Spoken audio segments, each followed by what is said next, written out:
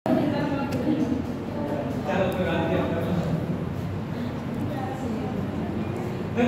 राष्ट्रात्मक प्रणाली गणतंत्रात्मक प्रणाली क्या होता है, जहाँ पे हेड ऑफ स्टेट कौन होता है, वंशानुगत क्रम पर चुना जाए, उसको क्या कहेंगे, उसको हम लोग गणतंत्रात्मक सिस्टम कहेंगे। लोकतंत्रात्मक सिस्टम किसको कहेंगे,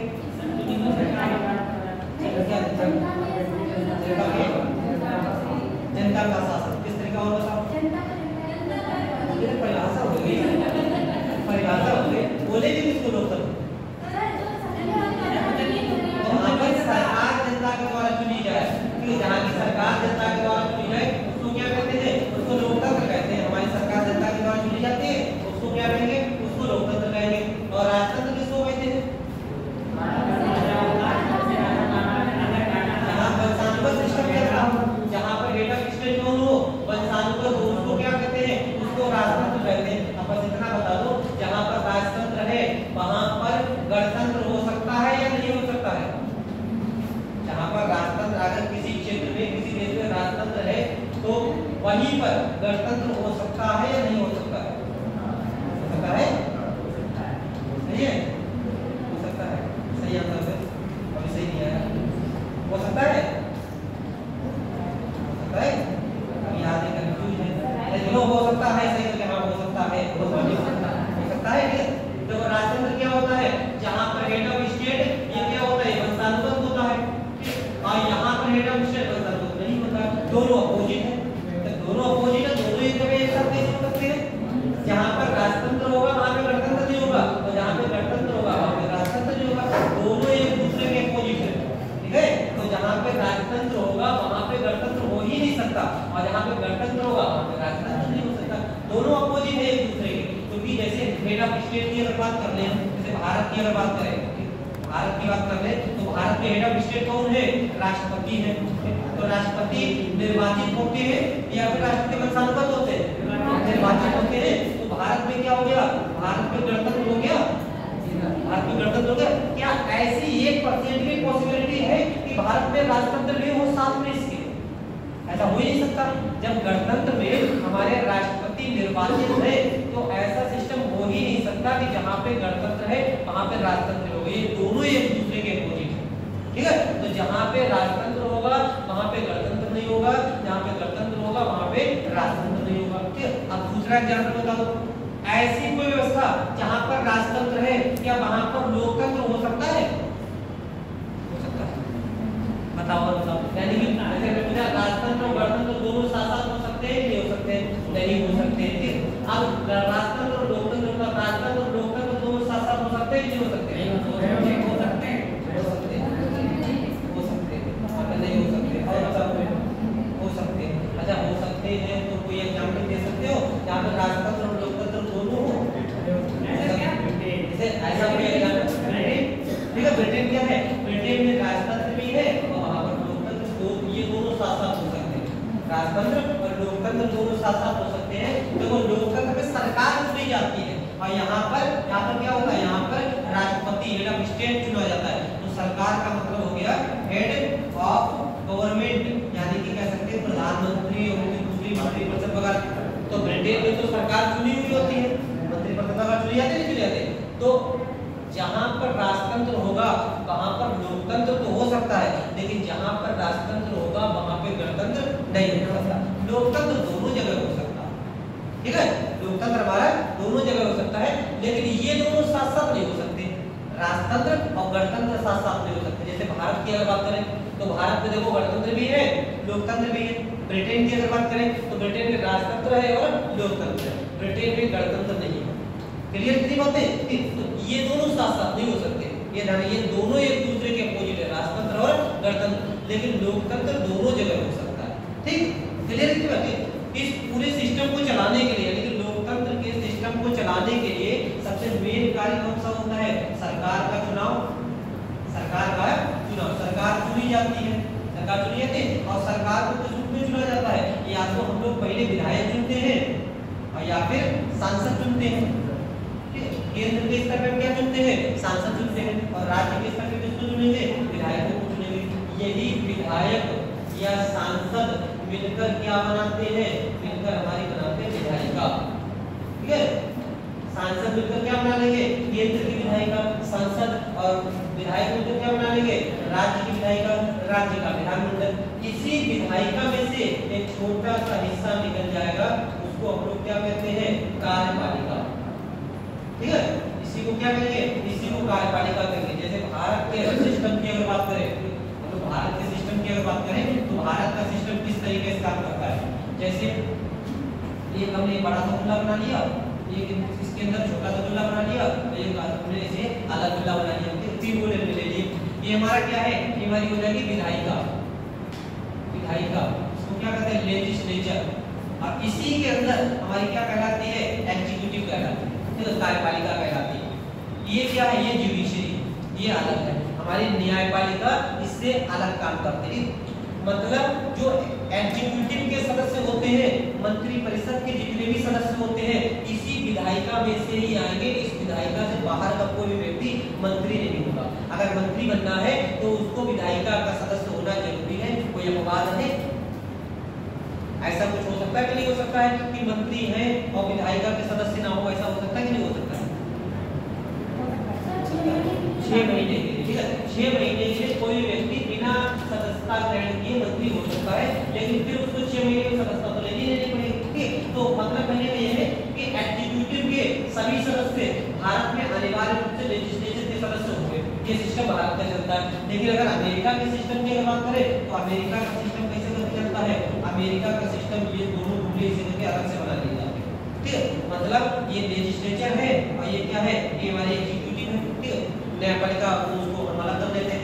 अगर कार्यपालिका विधायिका की बात करें, मतलब ये है कि जो कार्यपालिका है यानी कि मंत्री है, इन मंत्रियों में से जितने भी मंत्री हैं, इनमें से कुछ मंत्री तो विधायिका के सदस्य हो सकते हैं, और कोई मंत्री कोई ना कोई ऐसा भी हो सकता है जो इस विधायिका से बाहर का हो। मतलब अमेरिका में ऐसे व्यक्ति को भी मंत्री बना सकते हैं जो अमेरिका के किसी भी सदन का हिस्सा ना हो। अभी एक एग्जांपल देखा होगा, एलन मस्क का देखा होगा, कौन सा एक विभाग बनाया, DOGE ऐसे करके विभाग बनाया गया था, DOGE ऐसे करके विभाग बनाया गया था। इसके हेड कौन बनाए गए थे, एलन मस्क बनाए गए थे। क्या एलन मस्क वहां के सांसद है? सांसद तो नहीं है, क्योंकि अमेरिका का सिस्टम ऐसे करके चलता है। अमेरिका में एग्जीक्यूटिव का सदस्य लेजिस्लेचर से बाहर का भी हो सकता है। हमारे यहाँ एग्जीक्यूटिव का सदस्य बनने के लिए लेजिस्लेचर का सदस्य होना जरूरी है। मंत्री तभी बन सकते हैं जब विधायक या सांसद होंगे, अन्यथा नहीं बन सकते। ठीक है, ये चीज। तो ये जो सरकार हमारे चुनी जा रही है, ये किस रूप में चुनी है, तो विधायक चुनेंगे या फिर सांसद चुनेंगे। हम लोग मुख्यमंत्री या प्रधानमंत्री का चुनाव नहीं करते हैं, हम लोग या तो विधायक चुनेंगे या फिर सांसद चुनेंगे। इन्हीं लोगों में से कुछ लोग क्या कर लेते हैं, कुछ लोग सरकार बना लेते हैं। ठीक, तो ये जो पूरा सिस्टम है चुनने वाला, ये सिस्टम को जो संचालित करने वाली संस्था है, उसी संस्था को क्या करते हैं, निर्वाचन। ठीक है, इस पूरे सिस्टम को संचालित करने के लिए, जो लोकतंत्र को संचालित करने के लिए चुनाव होते हैं, इस चुनाव को संचालित करने वाली जो संस्था है, वही संस्था कौन सी है, निर्वाचन आयोग। पूरा इसका कॉन्सेप्ट भाग 15 में अनुच्छेद 324 से 329 तक दिया गया है। अब ये निर्वाचन आयोग क्या होता है, अब इसको यहाँ तक की बात समझ आई कि निर्वाचन आयोग क्या किस तरीके। अब देखो निर्वाचन आयोग के बारे में। निर्वाचन आयोग को हम लोग देखें तो स्टार्टिंग में जब निर्वाचन आयोग की शुरुआत की गई थी, निर्वाचन आयोग की शुरुआत की गई थी 25 जनवरी 1950। 25 जनवरी 1950 को निर्वाचन आयोग की शुरुआत की गई थी। इसीलिए 25 जनवरी को हम लोग किस दिवस के रूप में मनाते हैं, राष्ट्रीय मतदाता दिवस के रूप में मनाते हैं। राष्ट्रीय मतदाता दिवस। क्वेश्चन अगर इसी टाइप पूछ लिया जाए कि मतदाता दिवस कब मनाते हैं, 25 जनवरी को मनाते हैं। प्रत्येक वर्ष 25 जनवरी को हम लोग मतदाता दिवस मनाते हैं। इसीलिए मनाते हैं क्योंकि 25 जनवरी 1950 को इस निर्वाचन आयोग ने कार्य करना शुरू कर दिया। इस निर्वाचन आयोग के बारे में आप बात करें तो स्टार्टिंग में ये निर्वाचन आयोग कैसा था, एक सदस्यीय निकाय था। निर्वाचन आयोग एक सदस्यीय निकाय था, मतलब इसमें कितने सदस्य होते थे, केवल और केवल एक सदस्य होता था हमारे निर्वाचन आयोग में। लेकिन इस निर्वाचन आयोग को आगे चलते 3 सदस्यीय बना दिया गया था 1989 में। 1989 क्या कर दिया गया, इसको 3 सदस्यीय बना दिया।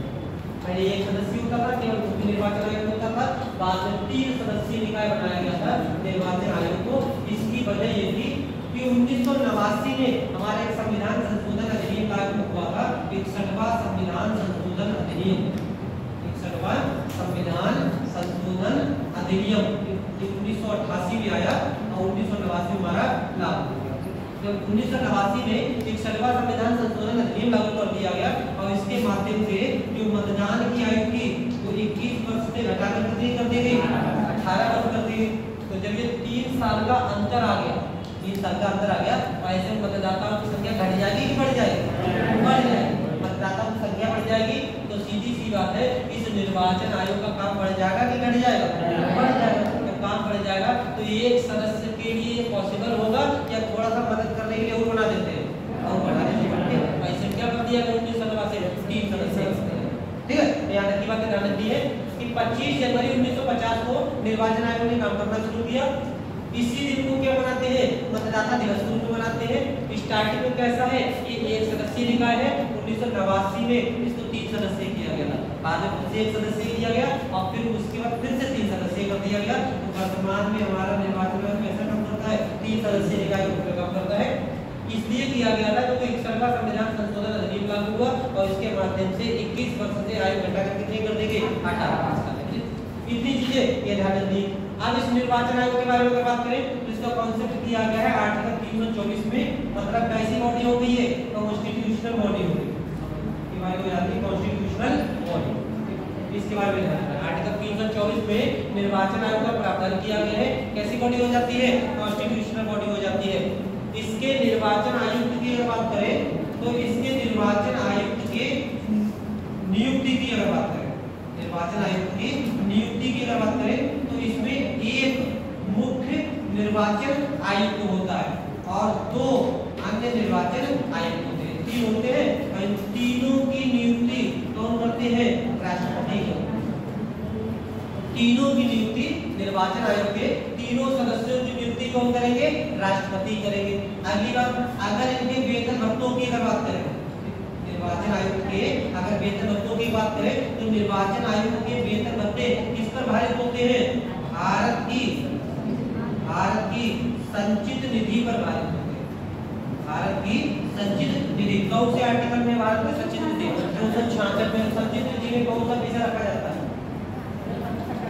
भारत सरकार का टैक्स या फिर जितनी भी इनकम हो रही है, भारत सरकार की डिविडेंड मिल रहा है या कहीं से इंटरेस्ट मिल रहा है, वो सब पैसा किस पे रखेंगे, भारत सरकार की संचित निधि में रखेंगे। और इसी संचित निधि में से पैसा दिया जाता है किसको, इन लोगों को जो हमारे वेतन भत्ते के रूप में दिया जाता है। अब अगला क्वेश्चन बता दो कि निर्वाचन आयुक्त संचित निधि पर 2 प्रकार के व्यय बताए हैं, संचित निधि पर भारित व्यय और संचित निधि से किए जाने वाला व्यय। तो जो निर्वाचन आयुक्त के वेतन भत्ते हैं ये संचित निधि पर भारित व्यय होगा या संचित निधि से किया जाने वाला व्यय होगा, किया जाने वाला व्यय, मतलब कौन सा व्यय होगा, भारत के संचित निधि पर भारित व्यय होगा या संचित निधि से किया जाने वाला। सब चीजें देखो बताई हुई है, अब तो एक तरीके से घूम फिर कर लौट फिर उसको कहते हैं रिवीजन टाइप की आ रही है। ठीक, अब अपने आप बता दो कि जो वेतन भत्ता है ये संचित निधि पर भारित व्यय है या संचित निधि से किया जाने वाला व्यय। तो यही पता लगे दोनों है क्या है, उसके बाद आगे बढ़ेंगे। ध्यान है कि नहीं, ध्यान दोनों है, ध्यान है। बताओ कैसा व्यय होता है, संचित निधि पर भारित व्यय या संचित निधि से किया जाने वाला, किया जाने वाला, सही है। हम लोगों को भारित कैसा होता है, संचित निधि से किया जाने वाला, संचित भारित व्यय, भारित व्यय। और बताओ कोई लोग, हाँ कौन सा वाला, नीचे वाला किया जाने वाला व्यय। अच्छा ठीक है, पहले ये बता दो, जिसको जिसको बताओ, ये बता दो संचित निधि में भारित व्यय क्या होता है और संचित निधि से किया जाने वाला व्यय क्या होता है, सब पता है, ये भी तो पता लगे। संचित निधि में भारित व्यय क्या होता है, इसमें कटौती नहीं की जा सकती और इसमें कटौती की जा सकती है, ठीक है, सही है। तो अच्छा मतदान वगैरह करके कौन से होता है, कौन से मतदान करेंगे, कौन से मतदान नहीं करेंगे, कौन से मतदान नहीं होगा, इसमें मतदान नहीं किया जाएगा, इसमें मतदान किया जाएगा। और बताओ मतदान 10 जिला के समोसा खाए थे और तब भी नहीं खाना रहा है, नहीं खाना है। संचित निधि में भारित व्यय जो होते हैं ये ऐसे व्यय होते हैं जिनको करना ही करना है। हम अगर आ रहे हैं तो 200 रुपया का पेट्रोल फूकना ही फूकना है, रहे हैं? बस ये हो सकता है कि जो उसको बदनाम नसीब में समोसे ना खा के यहाँ पे जाके 20 रुपए की चावल खाली बात खत्म हो गई, ठीक है, बस इतना कर सकते हैं। वो वाला कौन सा हो जाएगा? संचित निधि से किया जाने वाले में। ठीक, बढ़िया, ऐसे एग्जाम्पल दे देते हैं तब भी भूल जाएंगे। संचित निधि से किए जाने वाले में, संचित निधि में भारत में अंतर ये होता है कि ऐसा व्यय जिसमें कटौती नहीं की जा सकती उसको क्या कहते हैं? संचित निधि पर भारित व्यय, ठीक है। और जिसमें कटौती कर सकते हैं उसको क्या कहते हैं? संचित निधि से किया जाने वाला व्यय। तो वेतन भत्तों कटौती की कर सकते हैं क्या? नहीं कर सकते। आपातकाल तो एक अलग सिचुएशन है, वो तो एक अलग सिचुएशन होती है, कोई सोच के आंसर देख लिया ना, वो तो एक देखो एक अपवाद को हम सामान्य नियम नहीं माने, वो तो एक अपवाद है, वो तो एक अपवाद हो गया। तो आपातकाल लगेगा तब तो सभी की वेतन भत्तों कटौती कर सकते हैं, लेकिन सामान्य परिस्थितियों में इनके वेतन भत्तों कटौती थोड़ी करेंगे। और दूसरा कटौती करना एक अलग चीज है, वेतन तो देना ही देना है भाई, वेतन तो देना ही देना है। तो वेतन देने के लिए पता लगे मतदान करवा रहे हैं, लोकसभा गणना मत दो वेतन, ऐसा कर सकते क्या? ऐसा नहीं कर सकते, तो इसको मतदान नहीं होगा। ऐसा वेतन व्यय होता है ये संचित निधि पर भारित व्यय होता है, और जिसमें मतदान कराया जाता है उसको क्या कहते हैं? संचित निधि से किया जाता है। ये चीजें ध्यान रखो, बार-बार इस चीज की थोड़ी होगी, ये बात है तो उसमें एक बार क्या होता है कि वही चीजें बार-बार घूम के आएगी। देखो नियुक्ति की अगर बात करें, इनकी तीनों की नियुक्ति की अगर बात करें तो तीनों की नियुक्ति कौन करते हैं? राष्ट्रपति करते हैं। वेतन भत्तों की अगर बात करें तो वेतन भत्तों के लिए भारत की संचित निधि में से इनको वेतन दिया जाता है, और इनको उतना ही वेतन दिया जाता है जितना सुप्रीम कोर्ट यानी कि उच्चतम न्यायालय के न्यायाधीश को दिया जाता है। क्वेश्चन पूछा गया था इसे करके कि निम्नलिखित में से किस पदाधिकारी को वेतन भत्ता उच्चतम न्यायालय के न्यायाधीश के समान होता है? ऐसा तक क्वेश्चन पूछा गया था। तो किसको उच्चतम न्यायालय के न्यायाधीश के समान वेतन भत्ता दिया जाता है? तीनों जो हमारे निर्वाचन आयुक्त हो, चाहे मुख्य निर्वाचन आयुक्त हो चाहे अन्य निर्वाचन आयुक्त हो। नियुक्ति पूछी जाए कौन करता है? राष्ट्रपति करता है। वेतन भत्तों की बात की जाए भारत की संचित निधि पर भारित होता है और इस पर मतदान नहीं किया जाता है, और किसके समान वेतन भत्ता दिया जाता है? उच्चतम न्यायालय के न्यायाधीश के समान। कितना वेतन भत्ता मिलता है सुप्रीम कोर्ट के न्यायाधीश को? बताया 2.5 लाख रुपया। इसको कितना मिलता है? 2,50,000 सीमा वेतन मिलता है सुप्रीम कोर्ट के न्यायाधीश को मिलता है। तो इतना ही वेतन किसको मिलेगा? निर्वाचन आयुक्त को मिलेगा। इन तीनों ही निर्वाचन आयुक्त की अगर बात करें, तीनों की शक्तियां समान होती हैं, ठीक है, ध्यान रखना है, तीनों की शक्तियां समान होती हैं। ये नहीं कह सकते कि ये अगर चीफ है तो इसके पास शक्तियां ज्यादा होंगी, इनके पास शक्तियां कम होंगी, ऐसा नहीं है। तीनों के पास शक्तियां कैसी होती है? समान होती है। और सामान्यतः निर्णय कैसे लिए जाते हैं? फिलहाल तो ये सहमति से लिए जाते हैं। अगर सहमति नहीं बनती है तब बहुमत देखा जाता है। बहुमत कौन सा होता है? 3 लोग हैं, 3 लोगों को डिस्कस करेंगे, 2 लोग इस बात मान जाएंगे, वही डिसीजन हो जाएगा। तो बेसिक्स चीजें इतनी ध्यान रखनी है निर्वाचन आयोग के बारे में। पहला पॉइंट, 25 जनवरी 1950 को निर्वाचन आयोग ने काम करना शुरू किया, इसीलिए 25 जनवरी को क्या करते हैं? मतदाता दिवस मनाते हैं पटना में।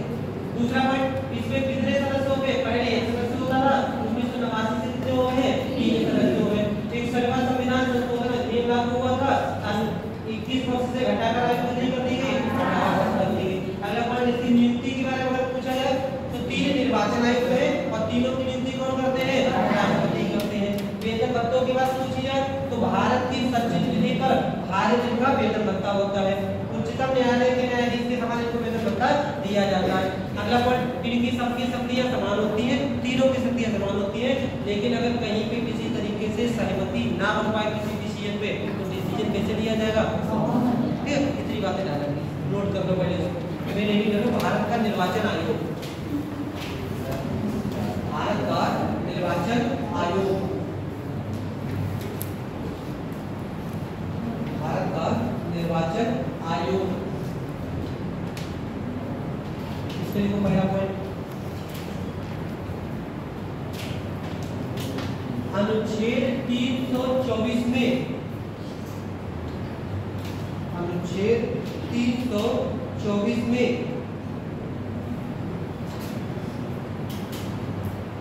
भारत के निर्वाचन आयोग,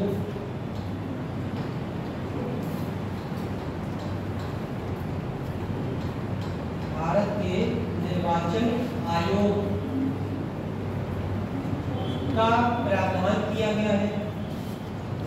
के निर्वाचन आयोग का प्रावधान किया गया है।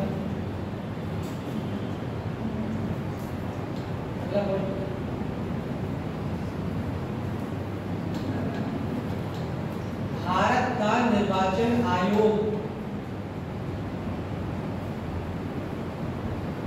भारत का निर्वाचन आयोग एक संवैधानिक संस्था है, एक संवैधानिक संस्था है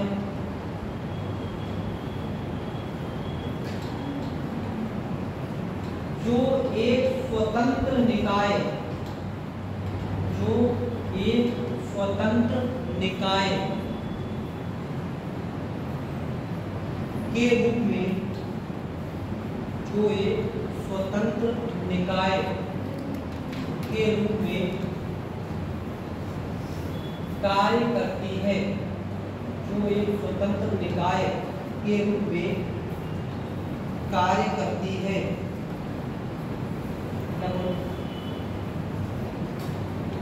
भारत के निर्वाचन आयोग को, भारत के निर्वाचन आयोग को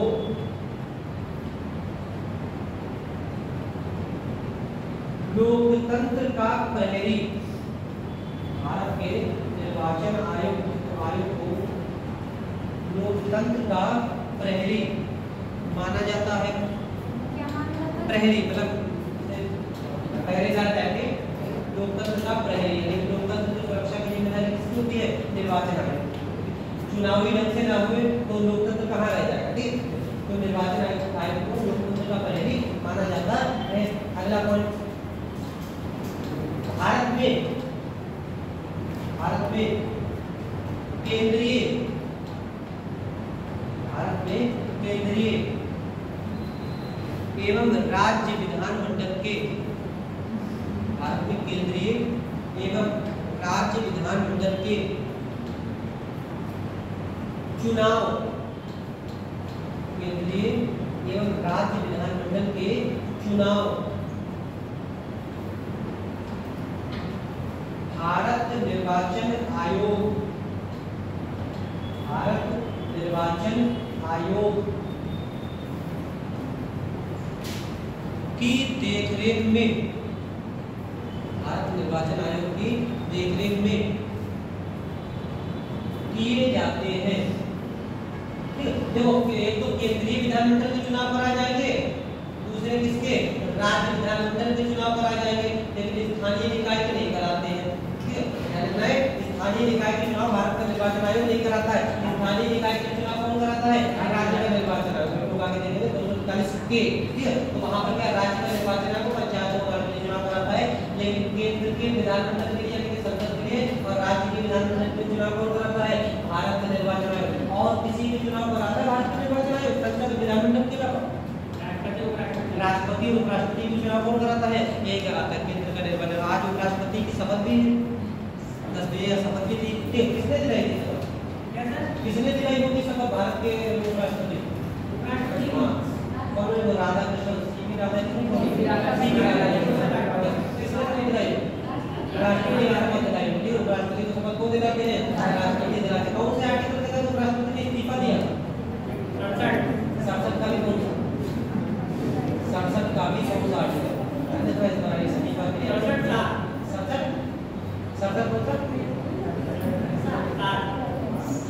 67 और बताओ 67 या 67 का बताओ भाई। 67 ये आर्टिकल 67 ये क्या करते हैं? इस्तीफा करते हैं। यार कैसा लोग था, कहीं ना कहीं किसी ने पूछा जा सकता है ये स्टेटमेंट बना के मुझे जो इस्तीफा दिया, इस बार इस्तीफा दिया, दूसरे चुनाव भी हुए, और शायद तीसरे ये उपराष्ट्रपति है जिन्होंने अपना कार्यकाल पूरा नहीं कर पाया। तो है ना, वैसे आर्टिकल 67 किसी का कहीं पर पूछा जाए, उपराष्ट्रपति का पूछा भी जाएगा, कहीं पूछा जाए। अगला पॉइंट करो, उसके आगे अगला पॉइंट करो। 25 जनवरी 1950 को, 25 जनवरी 1950 को,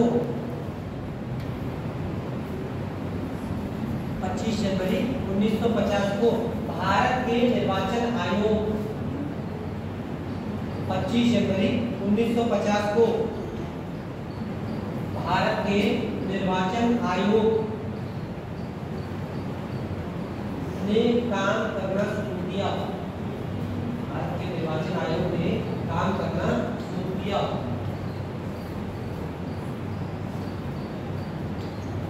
मतलब 25 जनवरी को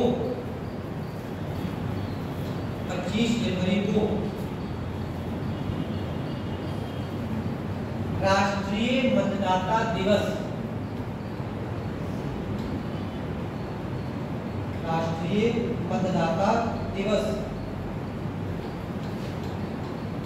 के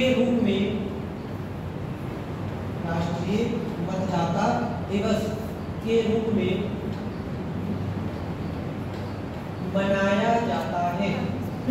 राष्ट्रीय मतदाता दिवस के रूप में मनाया जाता है। ठीक है, अगला पॉइंट देखो, संरचना संरचना स्ट्रक्चर, निर्वाचन आयोग की संरचना स्ट्रक्चर। ठीक है, स्ट्रक्चर में क्या क्या पहला पॉइंट लिखो, प्रारंभ में निर्वाचन आयोग एक सदस्यीय निकाय था। प्रारंभ में निर्वाचन आयोग एक सदस्यीय निकाय था।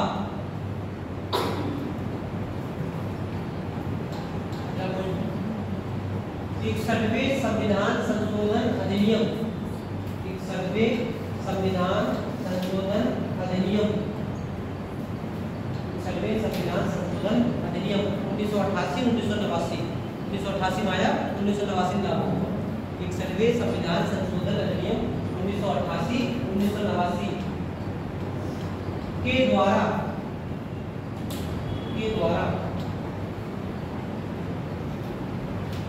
जब मतदान की आयु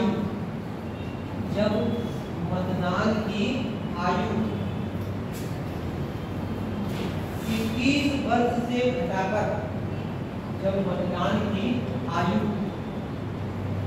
21 वर्ष से घटाकर 18 वर्ष कर दी गई, 21 वर्ष से घटाकर 18 वर्ष कर दी गई, तो 1989 में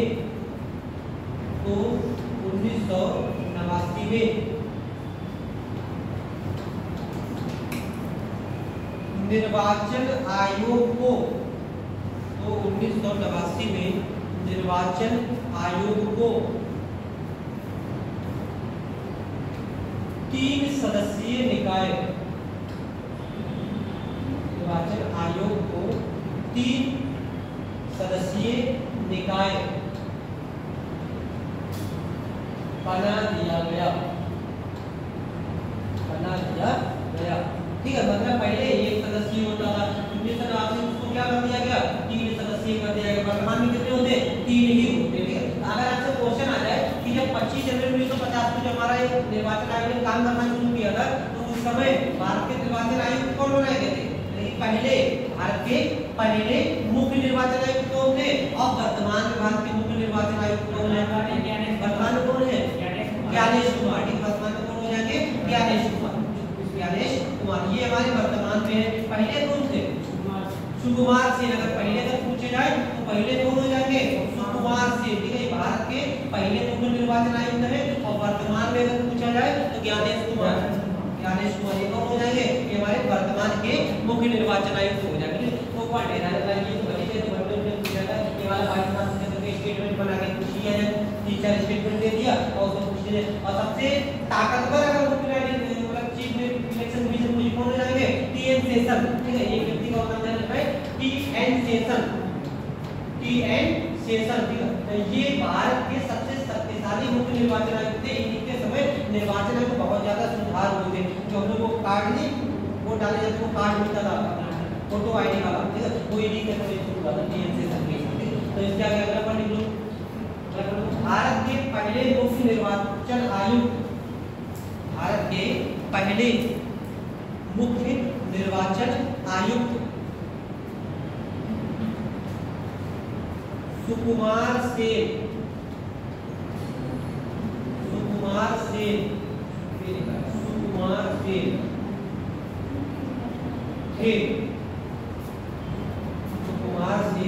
थे। जबकि वर्तमान मुख्य निर्वाचन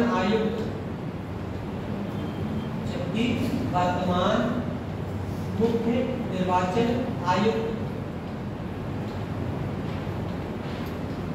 ज्ञानेश कुमार है। अगला पॉइंट, तीनों निर्वाचन आयुक्तों की नियुक्ति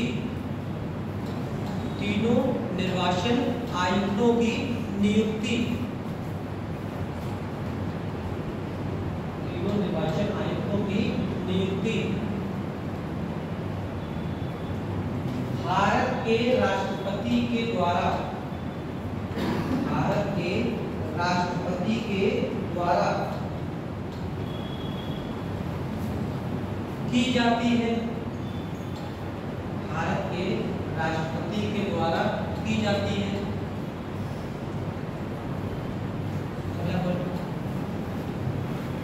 तीनों निर्वाचन आयुक्तों को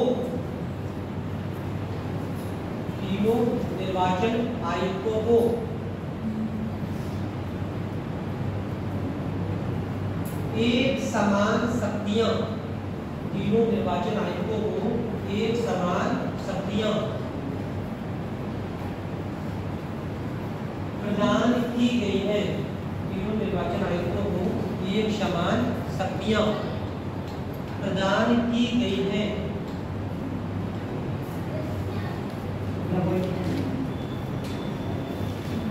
इन्हें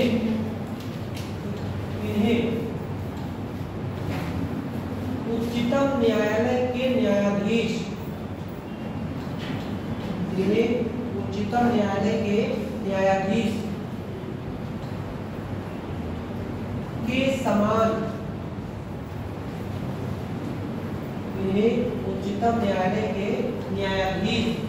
के समान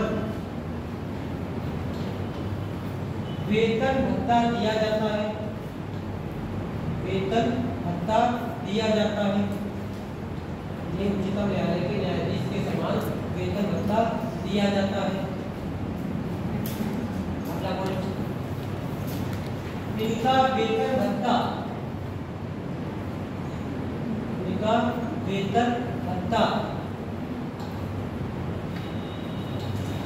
भारत की संचित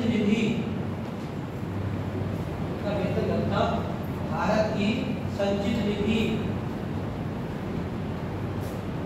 पर भारित होता है। इनका वेतन भत्ता भारत की संचित निधि पर भारित होता है।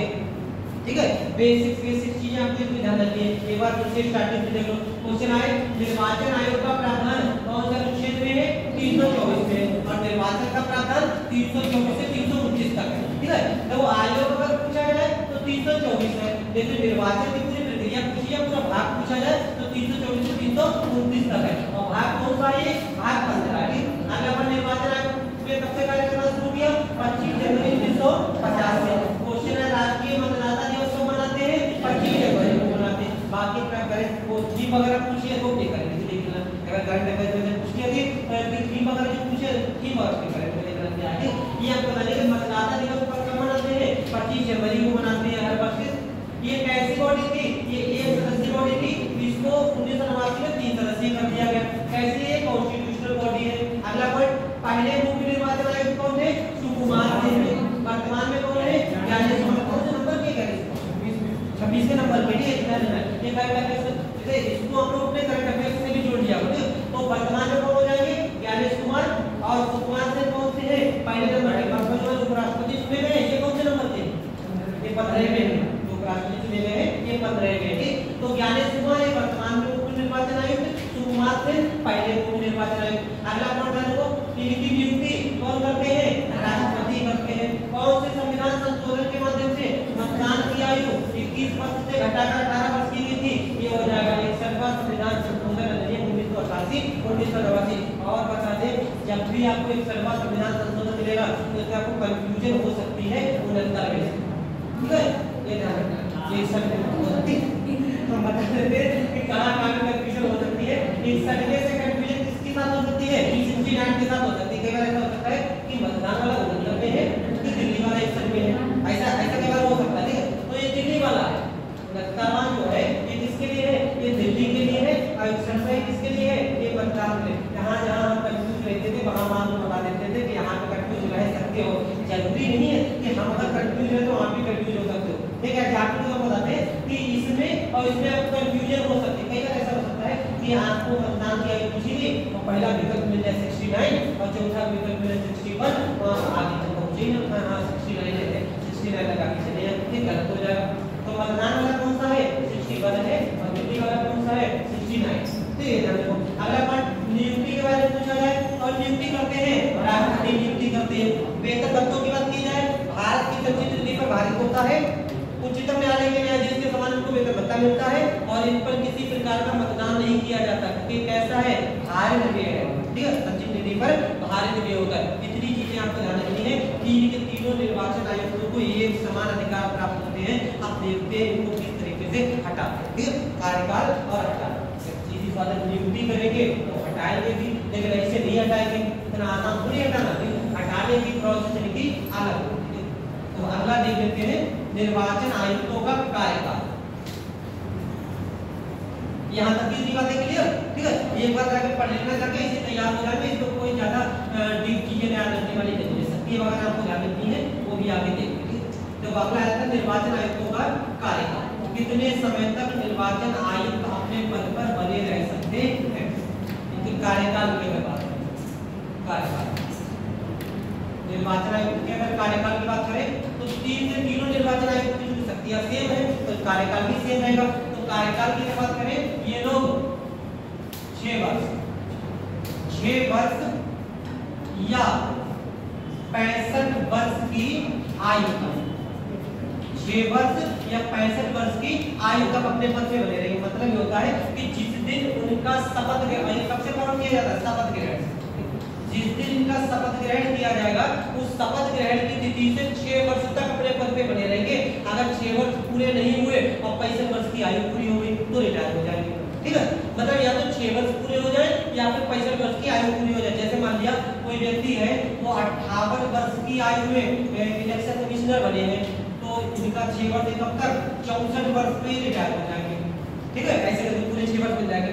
लेकिन अगर कोई व्यक्ति 61 वर्ष की आयु में निर्वाचन आयुक्त बना है तो 67 तक नहीं जाएगा, ठीक है। ये कब तक जाएगा? 65 वर्ष की आयु तक जाएगा। 4 ही वर्ष इनको मिलेगा, इन दोनों में से जो मिल जाए, या तो 6 वर्ष की आयु पूरी हो मिल जाए या फिर 65 वर्ष की आयु पूरी हो जाए। इतने समय तक ये तीन के तीनों आज निर्वाचन आयुक्त अपने पद पर बने रहेंगे। तो ये डेट कब से काउंट की जाएगी? शपथ ग्रहण। ऐसा नहीं जिस दिन नियुक्ति बोल दी गई कि हाँ इनको भारत का मुख्य निर्वाचन आयुक्त बनाया जाएगा उस दिन से 6 वर्ष काउंट नहीं होते। जिस दिन शपथ ग्रहण करते हैं उस दिन से 6 वर्ष काउंट होते हैं। और इनके बारे में, सबके बारे में जितने भी पदाधिकारी होते हैं सबका कार्यकाल कब से काउंट किया जाता है? उनकी शपथ ग्रहण की तिथि से काउंट किया जाता है। अब देखो 6 वर्ष या 65 वर्ष की आयु तक तो इसका कार्यकाल है, इससे पहले इनको हटा सकते हैं कि नहीं हटा सकते हैं? पहले इनका पद खाली हो सकता है नहीं हो सकता है कि आपस एक बार बन गए तो बनिए है तो हटाने वाला है नहीं, ऐसा होता है क्या? ऐसा नहीं होता। बीच में क्या कर सकते हैं? हटा नहीं सकते। पद खाली हो सकता है तो पद कैसे खाली हो सकता है? ये जब चाहे अपना इस्तीफा सौंप सकते हैं, जब चाहे अपना इस्तीफा सौंप सकते हैं। किसको सौंपेंगे अपना इस्तीफा? राष्ट्रपति को। राष्ट्रपति नियुक्त कर रहे हैं तो अपना इस्तीफा किसको सौंप सकते हैं? राष्ट्रपति को संबोधित इस्तीफे के द्वारा ये इस कार्यकाल से पहले भी अपना पद त्याग सकते हैं। एक तो इस्तीफा इनका मन हुआ तो इस्तीफा दे रहे हैं और अगर राष्ट्रपति का मन हुआ तो हटा सकते हैं नहीं हटा सकते हैं? तो हटा सकते हैं। अगर राष्ट्रपति चाहे तो राष्ट्रपति भी हटा सकते हैं, लेकिन राष्ट्रपति ऐसे नहीं हटा सकते। इनका तो बस बंद हो रहा है, 2 दिन से इस्तीफा नहीं दिया, देखते देखते एक बार इस्तीफा, ठीक है। ये ऐसे जब चाहे अपना इस्तीफा दे सकते हैं, लेकिन राष्ट्रपति इनको ऐसे नहीं हटा सकते, ठीक है। इनको हटाने की प्रक्रिया थोड़ी सी टफ होती है। इनको किस आधार, या तो कोई अचानक की मृत्यु हो जाए किसी की, ठीक है, तब भी पद खाली हो जाएगा। या फिर और कैसे हो सकता है? इनको राष्ट्रपति हटा सकते हैं लेकिन हटाने की जो प्रोसेस होती है वो क्या होती है? तो राष्ट्रपति द्वारा हटाया जाना, राष्ट्रपति द्वारा हटाया जाना। कैसे हटाते हैं? इसको उसी प्रोसेस से हटाते हैं जिस प्रोसेस से सुप्रीम कोर्ट के न्यायाधीश को हटाया जाता है। सुप्रीम कोर्ट के न्यायाधीश को हटाया जाता है। जिस प्रोसेस से सुप्रीम कोर्ट के न्यायाधीश को हटाते हैं, सेम टू सेम उसी प्रोसेस से किसको हटा सकते हैं? निर्वाचन आयोग को हटा सकते हैं। और ये जो बात हो रही है ये किसके बारे में है? ये चीफ इलेक्शन कमिश्नर के बारे में है, मुख्य निर्वाचन आयुक्त के बारे में है। अन्य निर्वाचन आयुक्त जो है, अन्य निर्वाचन आयुक्त है दोनों, इन अन्य निर्वाचन आयुक्त को चीफ इलेक्शन कमिश्नर की सिफारिश पर, चीफ इलेक्शन कमिश्नर की सिफारिश पर कौन हटा सकता है? राष्ट्रपति हटा सकता है। बिना इनकी सिफारिश पर नहीं हटा सकते। ठीक है, जैसे एक तो हमारे चीफ इलेक्शन कमिश्नर है, दो अन्य कमिश्नर है। तो अगर चीफ इलेक्शन कमिश्नर को हटाना है तब तो ये प्रोसेस है। ठीक है, अगर बाकी के दोनों इलेक्शन कमिश्नर को हटाना हो तो चीफ इलेक्शन कमिश्नर जब तक सिफारिश नहीं करेगा तब तक नहीं हटा सकते राष्ट्रपति। तो निर्वाचन आयोग को काफी हद तक स्वायत्तता प्राप्त है। अब आराम से स्वायत्त होकर काम करें, सरकार के दबाव में काम करने की जरूरत नहीं। वो बात और है कि हाँ किया जाए या ना किया जाए वो बात अलग पड़ जाती है, लेकिन निर्वाचन आयोग पर किसी प्रकार का सरकार का कोई दबाव रहता नहीं, वो हटा ही नहीं सकते इसे। जबकि सुप्रीम कोर्ट के न्यायाधीश को हटाना सरल काम है, कठिन काम है? कठिन काम है। देखो इसी तरह हाई कोर्ट के न्यायाधीश को हटाया जाना कितना कठिन काम है। चल रही नहीं चल रही प्रक्रिया? ठीक है, अभी स्टार्ट भी नहीं हुई। सुप्रीम कोर्ट के न्यायाधीश को हटाया जाने की प्रक्रिया याद है या भूल गए? याद है तो बताइए।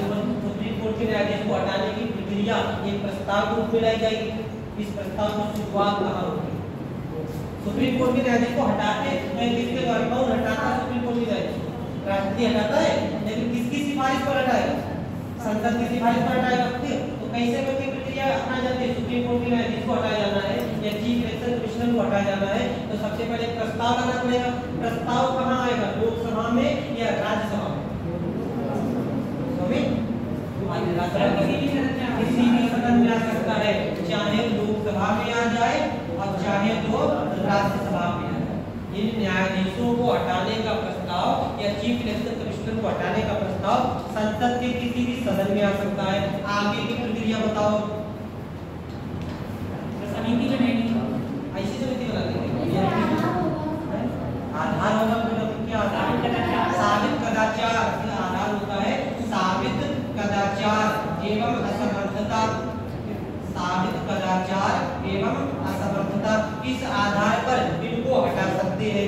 इसके लिए एक प्रस्ताव लाना पड़ेगा, या तो लोकसभा में या फिर राज्यसभा में। पहले बताएंगे कि नहीं बताएंगे? बताएंगे कितने दिन पहले? 14 दिन पहले। 14 दिन पहले की सूचना दे दी जाएगी। ठीक है, 14 दिन पहले की सूचना दे दी जाएगी। इसके बाद या तो लोकसभा में या फिर राज्यसभा में ऐसा प्रस्ताव लाया जाएगा। कोई एक व्यक्ति ला सकता है या एक से ज्यादा लोग लेंगे? कोई एक व्यक्ति एक सांसद ऐसा प्रस्ताव ला सकता है कि नहीं ला सकता? ज्यादा बताओ, इसी का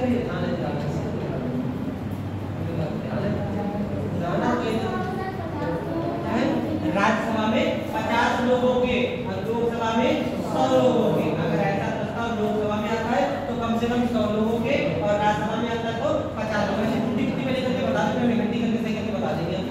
और फिर 3 सदस्यीय समिति गठित करेगा। किसी भी सदन में आ जाए इसके बाद 3 सदस्यीय एक समिति गठित कर दी जाएगी। फिर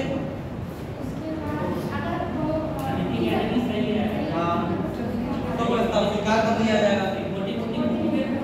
हाँ, प्रस्ताव स्वीकार कर लिया जाएगा ना। प्रस्ताव स्वीकार कर लिया उसके बाद वोटिंग होगी और समिति ने कह दिया गलत है तो मामला खारिज हो जाएगा। अगर स्वीकार कर लिया इसके बाद वोटिंग होगी। वोटिंग कितनी चाहिए होती है? वोटिंग कितनी चाहिए? सब ये वोटे सब बैठा हाजी बोलेंगे नहीं करते तब प्रेजेंट वोटिंग का तोड़ कर रहा है। पूरे सदस्य सत्याग्रह का हुआ है और उपस्थिति और मतदान का 2 दिया यानी कि विशेष बहुमत। क्या विशेष बहुमत सही है कि गलत है? और बताइए प्रोसेस सही है कि गलत है? और कहीं पर कोई संशोधन करने की गुंजाइश है या सही है?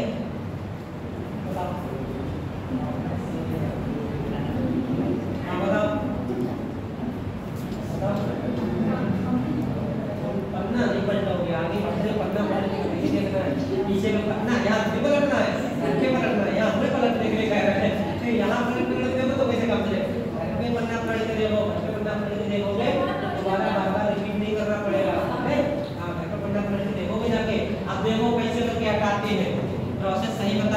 बस अब इसको एक जगह पे इकट्ठा करके सही करके देखते हैं कैसे करके इनको हटाते हैं। देखो जब भी किसी निर्वाचन आयुक्त को हटाना होता है, अगर अन्य निर्वाचन आयुक्त को हटाना है तो राष्ट्रपति हटाएंगे, चीफ इलेक्शन कमिश्नर की सिफारिश पर हटाएंगे। ठीक है कि इन दोनों निर्वाचन आयुक्तों को बिना चीफ इलेक्शन कमिश्नर की सिफारिश पर नहीं हटाया जा सकता। जब तक ये नहीं कहेंगे तब तक उन दोनों को नहीं हटा सकते। पहला पॉइंट तो ये ध्यान रखना है। दूसरी बात, अगर इनको हटाना है यानी कि इन्हीं चीफ इलेक्शन कमिश्नर को ही हटाना है तो प्रक्रिया किसके समान है? सुप्रीम कोर्ट के न्यायाधीश को हटाए जाने के समान है। अब इनको कैसे करके हटाते हैं? देखो अगर इनको हटाना है तो पहली बात तो ये आरोप लगाया जाता है कौन सा? साबित कदाचार एवं असमर्थता के आधार पर। साबित कदाचार एवं असमर्थता मतलब काम करने में सक्षम ना हो, असमर्थ हो, और साबित कदाचार कोई कदाचार बुरा आचरण उनपर साबित हो जाए, भ्रष्टाचार में संलिप्त है और कोई उल्टा सीधा काम कर रहे हैं, अगर ऐसा कोई आरोप लगाया जाता है तो इन पर रिमूवल की प्रक्रिया शुरू कर सकते हैं। और ऐसी प्रक्रिया के लिए इनको क्या करना पड़ेगा? 14 दिन पूर्व का नोटिस दे देंगे, ठीक है? और 14 दिन पूर्व का नोटिस देने के बाद ऐसा प्रस्ताव लाया जाएगा, चाहे तो लोकसभा में या फिर राज्यसभा, किसी में भी ऐसा प्रस्ताव ला सकते हैं। अगर ऐसा प्रस्ताव लोकसभा में आएगा तो लोकसभा के कम से कम 100 सदस्य उस प्रस्ताव पर हस्ताक्षर करें। तो ऐसा प्रस्ताव अगर राज्यसभा में आएगा तो राज्यसभा के कम से कम 50 सदस्य उस प्रस्ताव पर हस्ताक्षर करें। क्लियर है आपकी बात है? अब जैसे मान लिया लोकसभा में प्रस्ताव आया तो लोकसभा के 100 सदस्यों ने उस प्रस्ताव पर हस्ताक्षर कर दिए। इसके बाद जो प्रिसाइडिंग ऑफिसर होगा, पीठासीन अधिकारी होगा, वो क्या करेगा? वो एक 3 सदस्यीय समिति गठित करेगा। एक 3 सदस्यीय समिति गठित करेगा और 3 सदस्यीय समिति इन आरोपों की जांच करेगी कि आरोप सही है कि गलत है। अगर समिति ने कह दिया आरोप गलत है तो प्रस्ताव यही पे हो जाएगा खारिज, ठीक है? और समिति ने कह दिया आरोप सही है तो प्रस्ताव यही पे कर दिया जाएगा स्वीकार। और उसके बाद होगी इसके वोटिंग। इसी सदन की बात कर रहे हैं, ठीक है? इसी सदन में होगी वोटिंग। और वोटिंग कितनी? वोटिंग होगी विशेष बहुमत से। अगर विशेष बहुमत से ऐसा प्रस्ताव पारित हो जाए तो ये प्रस्ताव कहाँ पहुंचेगा?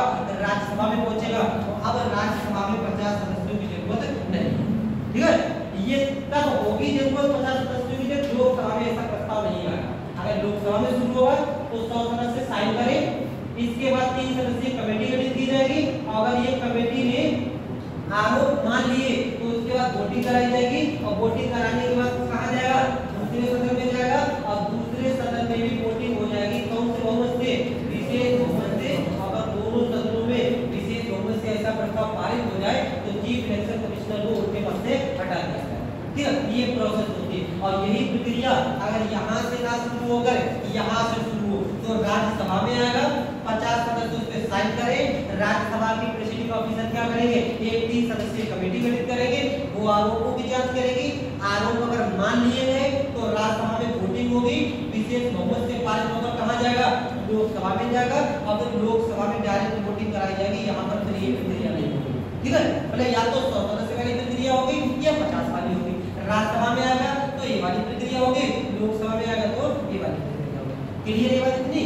ठीक है? इसको नोट कर लो। बार-बार पता नहीं, हाई कोर्ट में भी बताई, सुप्रीम कोर्ट में भी बताई और चीफ इलेक्शन कमिश्नर में भी बताई। अभी ये का दौर आ गया तो बतानी पड़ेगी, मतलब नहीं बतानी पड़ेगी, अब की ना बतानी पड़ेगी, ठीक है? अब की ना अपने इसको जाके बात देख लेना, जाके अभी दोबारा ना आना पड़े कैसे करके न्यायाधीश को हटाते, ठीक है? नोट कर लो। मेरी नजर निर्वाचन आयुक्त का कार्यकाल, निर्वाचन आयुक्त का कार्यकाल। नंबर 1, निर्वाचन आयुक्त, निर्वाचन आयुक्त, निर्वाचन आयुक्त शपथ ग्रहण की तिथि से, निर्वाचन आयुक्त शपथ ग्रहण की तिथि से 6 वर्ष, शपथ ग्रहण की तिथि से 6 वर्ष या 65 वर्ष की आयु तक,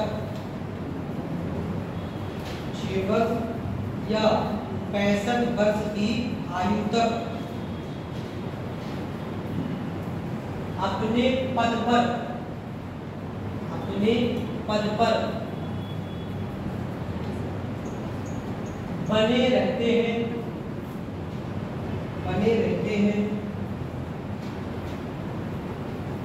इनके शपथ ग्रहण का कॉन्सेप्ट कहाँ पर मिलेगा?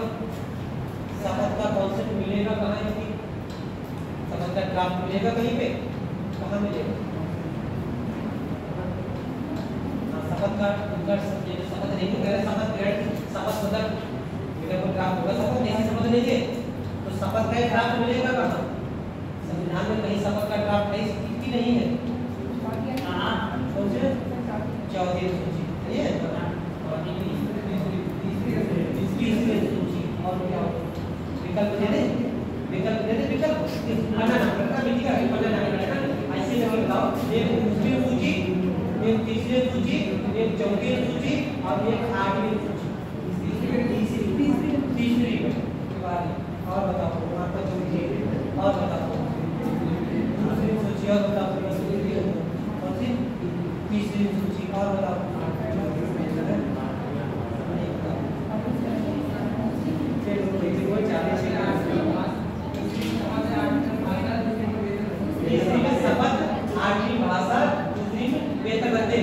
दूसरी में शपथ नहीं है। पहले जाएंगे नौकरी ज्वाइन करने, पहले क्या पूछेंगे? पहले सैलरी पूछेंगे, सैलरी कितने दोगे, उसके बाद ज्वाइन करेंगे, यानी कितना शपथ ग्रहण करेगा। ठीक है, तो दूसरी में क्या है? दूसरी वेतन भत्ते हैं, शपथ कौन सी में है?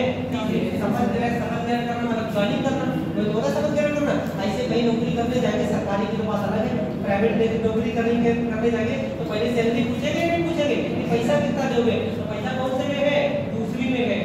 शपथ इसमें जो है वेतन हो जाएगा, और जब वेतन बढ़िया लगेगा ना, चलो ठीक ठाक है, तब ज्वाइनिंग लेंगे, तब क्या करेंगे? तब शपथ ग्रहण करेंगे। 8वीं में क्या है? 8वीं में आता है, चौथी में क्या है? राज्यसभा में सीटों का आवंटन। चौथी सूची में राज्यसभा में सीटों का आवंटन। शपथ सूची याद है नहीं? याद है? एक बार पढ़ लेना जाके सारे सूचियां और सारे भाग आपको बताऊंगी, भाग में क्या सूची क्या, ठीक है? नोट कर लो उसके आगे। अगला देखो, इससे पूर्व निम्नलिखित परिस्थितियों में, इससे पूर्व निम्नलिखित परिस्थितियों में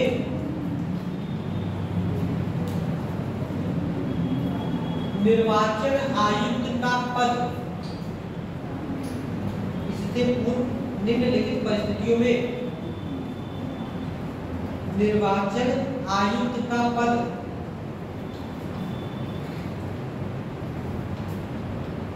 खाली हो सकता है। निर्वाचन आयुक्त का पद खाली हो सकता है। नंबर एक, राष्ट्रपति को संबोधित, नंबर एक, राष्ट्रपति को संबोधित इस्तीफे के द्वारा, राष्ट्रपति को संबोधित इस्तीफे के द्वारा। नंबर 2, अचानक मृत्यु होने पर, अचानक मृत्यु होने पर।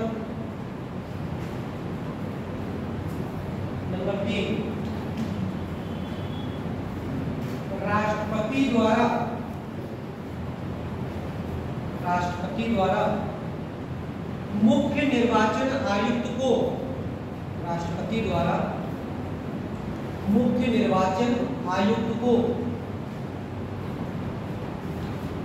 उसी विधि से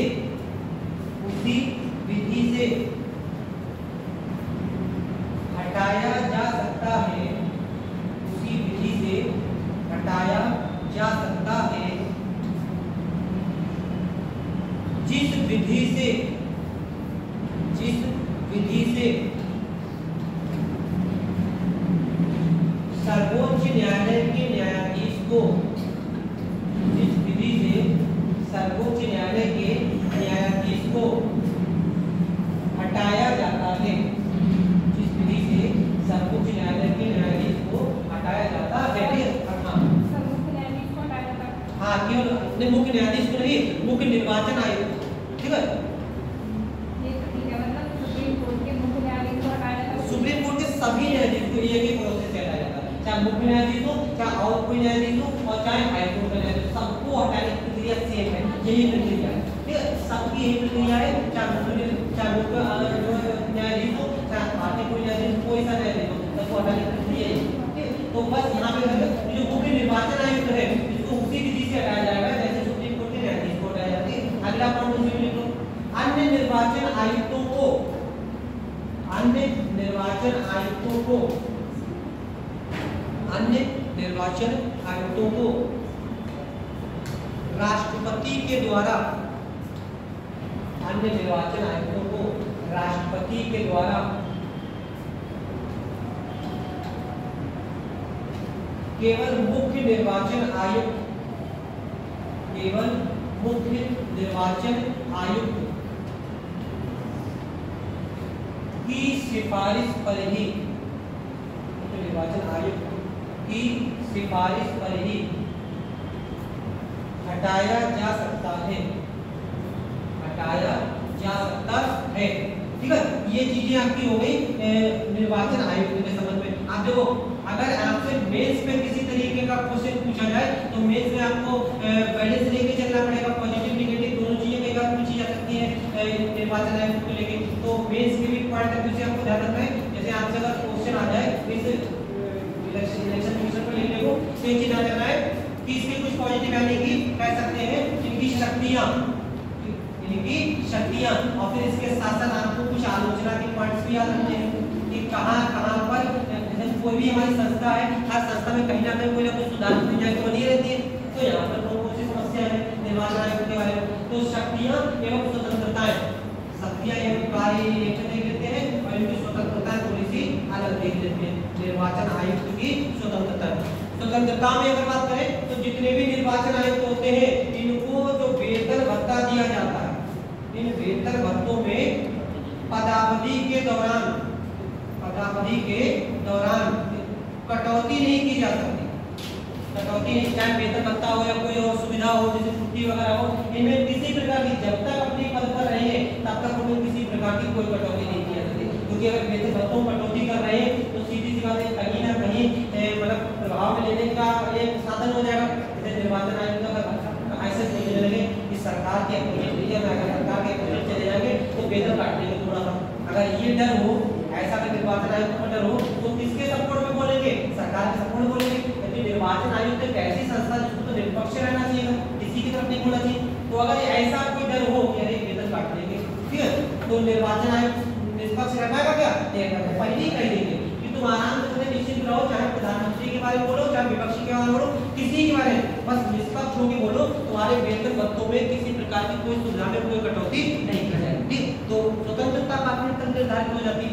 और अगर बात करें अगली बात की इनको कार्यकाल की भी सेफ्टी दी गई है, कार्यकाल की सुरक्षा दी गई है। कार्यकाल की सुरक्षा कैसे, जैसे मान लिया अगर इनको निर्वाचन आयोग को ये कहा जा रहा है कि इनको सुप्रीम कोर्ट के समान ही प्रक्रिया से हटाया जाएगा, बाकी किसी प्रक्रिया से नहीं हटा सकते, तो ये बताओ कि सुप्रीम कोर्ट के न्यायाधीश को अगर हटाना है या इनको अगर हटाना है तो इनको हटाने की प्रक्रिया में केवल पक्ष के लोग शामिल हैं या विपक्ष के लोग भी शामिल हो जाएंगे, विपक्ष के लोग भी शामिल हो जाएंगे। क्योंकि अगर न्यायाधीश को हटाना है या इनको हटाना है तो प्रक्रिया कहाँ चलेगी, संसद में चलेगी, और संसद में पक्ष और विपक्ष दोनों। ठीक है, तो केवल सरकार के द्वारा नहीं हटा सकते कि जो जरा सी कोई बात हुई सरकार के अपोजिट होती है, अच्छा सरकार ने कहा अच्छा उस वाले राज्य में इलेक्शन हार गए जो अभी इनको भी हटा रहे हैं, ऐसा नहीं कर सकते। ठीक है, तो कार्यकाल की सुरक्षा दे देगी नहीं दे देगी, कतई निश्चिंत होकर काम करो, 6 साल या 65 वर्ष की आयु तक तुम्हें इतना आसान कर दिया हटाना। ठीक है, तो जब कार्यकाल की सुरक्षा दे दी जाएगी तो सीधी सी स्वतंत्र होकर कार्य कर पाएंगे, ये चीज।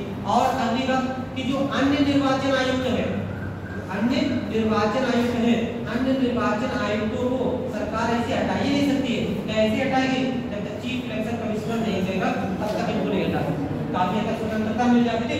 तो इन सब कार्यों की वजह से ये लोग क्या कर सकते हैं, स्वतंत्र होकर कार्य कर सकते हैं। क्योंकि निर्वाचन आयोग अगर स्वतंत्र नहीं है तो लोकतंत्र ही नहीं है, इसी पर तो लोकतंत्र टिका हुआ है। और यही अगर पक्षपात करने लगे तो काहे बात का लोकतंत्र रह जाएगा। ठीक, तो ये सारी स्वतंत्रताएं दी गई है निर्वाचन आयोग को। हालांकि इसमें एक बात के लिए प्रतिपादन कौन सा है, जब वित्तीय आपातकाल लागू होगा, अगर वित्तीय आपातकाल लागू होगा तब कटौती कर सकते हैं वेतन भत्तों में, अन्यथा कटौती नहीं कर सकते। ये तो ये इनके शक्तियों और कार्यों की अगर बात करें तो ये लोग क्या करते हैं, ये संसद ठीक है। राज्य के विधानमंडल संसद में दोनों आ जाएंगे, राज्यसभा और लोकसभा। राज्य के विधानमंडल में दोनों आ जाएंगे, विधानसभा और विधानमंडल। इसके अलावा राष्ट्रपति एवं उपराष्ट्रपति इनके चुनाव कंडक्ट कराते हैं, ठीक है। ये कार्य का ये होता है। और अगर बात करें दूसरा का हम लोग देखें कि कोई विधायिका का कोई सदस्य, विधायिका का कोई सदस्य डिस्क्वालीफाई हो गया है कि नहीं हो गया, डिस्क्वालीफाई, इसका डिसीजन कौन लेंगे? इसका डिसीजन या तो राष्ट्रपति लेंगे और या फिर राज्यपाल लेंगे। राज्य का होगा तो राज्यपाल लेंगे और केंद्र के होंगे तो कौन? तो राष्ट्रपति लेंगे। लेकिन इसमें सलाह कौन देता है? इसमें सलाह देगा इलेक्शन कमीशन।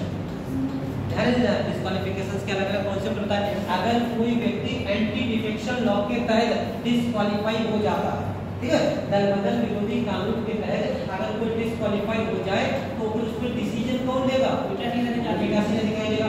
और कैसे कोई डिस्क्वालीफाई हो सकता है? इसके अलावा और कैसे डिस्क्वालीफाई हो सकता है? डिस्क्वालिफिकेशंस बताई गई हैं अलग-अलग तरीके की। और कैसे डिस्क्वालीफाई हो सकता है एंटी डिफेक्शन लॉ को छोड़कर? 60 दिन तक लगातार अगर सदन की कार्रवाई से बिना अनुमति के अगर वो अनुपस्थित रहता है तब भी डिस्क्वालीफाई हो जाएगा। ऐसी सिचुएशन में डिसीजन कौन लेगा?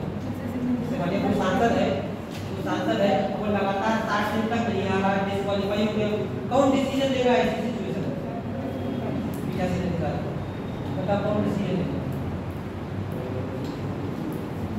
राष्ट्रपति डिसीजन लेगा, राष्ट्रपति या राज्यपाल डिसीजन लेंगे। और अगर कोई व्यक्ति माने उसने गलत तरीके से चुनाव लड़ लिया, ठीक है, कोई माने शपथ पत्र गलत दे दिया या वो लोग दूसरे वगैरह मानते वो गलत तरीके से दे दी या फिर आचार संहिता को उल्लंघन का आरोप लगा और किसी तरीके की उसकी वजह से हिंसा भड़क दी थी और इलेक्शन जीत गया, लेकिन बाद में उसकी वजह से वो माने हिंसा हुई और वो क्या कर दिया? डिस्क्वालीफाई कर दिया। तब डिसीजन कौन लेगा? तब डिसीजन कौन लेगा? अलग-अलग तरीके के सारे कॉन्सेप्ट होता है, कौन सी डिस्क्वालिफिकेशन पे कौन डिसीजन लेता है। और ध्यान रखने वाली बात है, एंटी डिफेक्शन लॉ पे डिसीजन कौन लेता है? ये पीठासीन अधिकारी लेता है। और निर्वाचन ही अगर खारिज किया जाए, निर्वाचन गलत तरीके से अगर हुआ ऐसे इलेक्शन पे डिसीजन कौन लेता है? हाई कोर्ट लेता है, ठीक है। निर्वाचन अगर गलत तरीके से हो जाए तो डिसीजन कौन लेगा? हाई कोर्ट लेगा। और अगर ये 60 दिन वाला हो जाए तो कौन लेंगे डिसीजन? डिसीजन लेंगे। किससे पूछ के डिसीजन लेंगे? इलेक्शन कमीशन से पूछ के लेंगे। इलेक्शन कमीशन ने कह दिया कि हाँ ये इनको हटाओ तो राष्ट्रपति या राज्यपाल क्या कर देंगे? उनका पद खाली कर देंगे। यहाँ पर सलाहकारी भूमिका में कौन नजर आता है? इलेक्शन कमीशन, ठीक है। और अगर बात करें ये क्या करते हैं? ये राष्ट्रीय पार्टी एवं क्षेत्रीय पार्टी, राष्ट्रीय पार्टी और क्षेत्रीय पार्टी के रूप में पार्टियों को दर्ज करते हैं, उनका रजिस्ट्रेशन करते हैं और इन पार्टियों को क्या करते हैं? चुनाव चिन्ह आवंटित करते हैं। इन पार्टियों को चुनाव चिन्ह आवंटित करते हैं। अगर दो पार्टियों के बीच, जैसे मान लो कोई ये पार्टी है, वो पार्टी 200 बढ़ जाए, कई बार देखा होगा जैसे महाराष्ट्र में उद्धव ठाकरे वाली पार्टी बनी थी, कोई पार्टी अगर 200 बढ़ जाए और वहां पर चुनाव चिन्ह से लेकर अगर कोई विवाद आ जाए, ठीक है, चुनाव चिन्ह को लेकर कोई विवाद आ जाए तो ऐसा विवाद कौन मिलता है?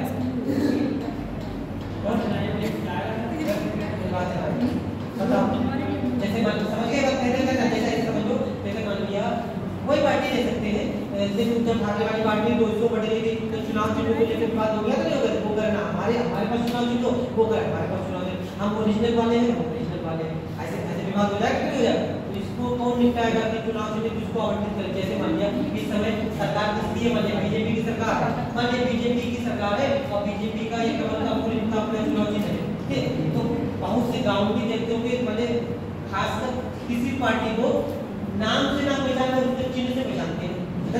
किसी पूछेंगे कहाँ वोट देके आए? फूल पे वोट देके आए, पता नहीं कौन है फूल वाला, ठीक है। ये खासकर गांव में देखते होंगे कि और वैसे मोहल्ले में देखते हैं कि क्या पहले किसे वोट देके आए? फूल को वोट देके आए या साइकिल पे वोट देके आए या पंजा पे वोट देके आए, ऐसा करते ये नहीं पता ये कौन सी पार्टी का चिन्ह, ठीक है। तो मतलब इलेक्शन में क्योंकि हम लोगों को देखें, हम लोगों में भी साक्षरता दर काफी कम है, ठीक है। तो साक्षरता और दूसरा हमारी साक्षरता की परिभाषा अलग है, ठीक है। खाली साइड करके पढ़े लिखे हुए हैं, ठीक है, साक्षरता की ये तो कोई बात है, ठीक। तो साक्षरता के मामले में हम लोग बहुत पीछे हैं। तो सीधी सी बात है, इसको किससे पहचानते हैं? चुनाव चिन्ह से पहचानते हैं। तो चुनाव चिन्ह को लेकर बहुत मारामारी। मान लिया ये पार्टी इसे 200 बढ़ गया, ठीक है, मान लीजिए 200 बढ़ जाए तो ये पार्टी ये जो गुट है वो अगर हमारा वाला चिन्ह है, दूसरा गुट अगर हमारा वाला चिन्ह है, तो डिसीजन कौन लेगा? निर्वाचन आयोग डिसीजन लेगा। चुनाव आयोग चुनाव चिन्ह से संबंधित जितने भी विवाद होते हैं उस पर डिसीजन कौन लेता है? निर्वाचन। अगला पॉइंट इनकी शक्तियों में और हमारे कार्य शक्तियों में, जब भी इलेक्शन होता है तो इलेक्शन की घोषणा कौन करते हैं? इलेक्शन की घोषणा कौन करे हैं? चुनाव आयोग करता है। ठीक, किस डेट में इलेक्शन करवाया जाएगा। अगला पॉइंट, जब जिस दिन से इलेक्शन घोषित हो जाते हैं उसी दिन से क्या लागू हो जाती है? आचार संहिता लागू हो जाती है। आचार संहिता, तो आचार संहिता ये लागू करने की जिम्मेदारी किसकी होती है? इसी इलेक्शन कमीशन की होती है। ये सब कार्य किसके हो जाते हैं? ठीक है, ये चीज आ जाती है। बाकी इलेक्शन से संबंधित जितनी भी बातें होती है कराने की, वो सब कौन कराता है? यही कराता है, निर्वाचन आयोग कराता है। स्वतंत्रता में आपको ये चीज जाने की आलोचना देखते हैं क्या क्या आलोचना की नोट करना उसका रेडी कर लो। निर्वाचन आयोग की शक्तियां एवं कार्य, निर्वाचन आयोग की शक्तियां एवं कार्य। नंबर 1, निर्वाचन आयोग की शक्तियां एवं कार्य। नंबर 1, निर्वाचन आयोग, निर्वाचन आयोग राज्यसभा, निर्वाचन आयोग राज्यसभा, लोकसभा, विधानसभा, राज्यसभा, लोकसभा, विधानसभा, विधान परिषद, विधान परिषद, राष्ट्रपति एवं उपराष्ट्रपति, एवं उपराष्ट्रपति के चुनाव कराता है, के चुनाव कराता है। और इस चुनाव के लिए आर्टिकल 325 में हमने जो पढ़ा है कि निर्वाचन नामावली तैयार करना, निर्वाचन नामावली कौन तैयार करता है? यही तैयार करता है निर्वाचन आयोग। अगला पॉइंट नोट करो, चुनावों के लिए, चुनावों के लिए निर्वाचन नामावली, चुनावों के लिए निर्वाचन नामावली, हाँ निर्वाचन नामावली लिस्ट, निर्वाचन नामावली, नामावली तैयार करना, निर्वाचन नामावली तैयार करना। अगला पॉइंट, विधानमंडल का, विधानमंडल का कोई सदस्य, विधानमंडल का कोई सदस्य अयोग्य हो गया है या नहीं, विधानमंडल का कोई सदस्य अयोग्य, डिस्क्वालीफाई हो गया है या नहीं, कोई सदस्य अयोग्य हो गया है या नहीं, इस पर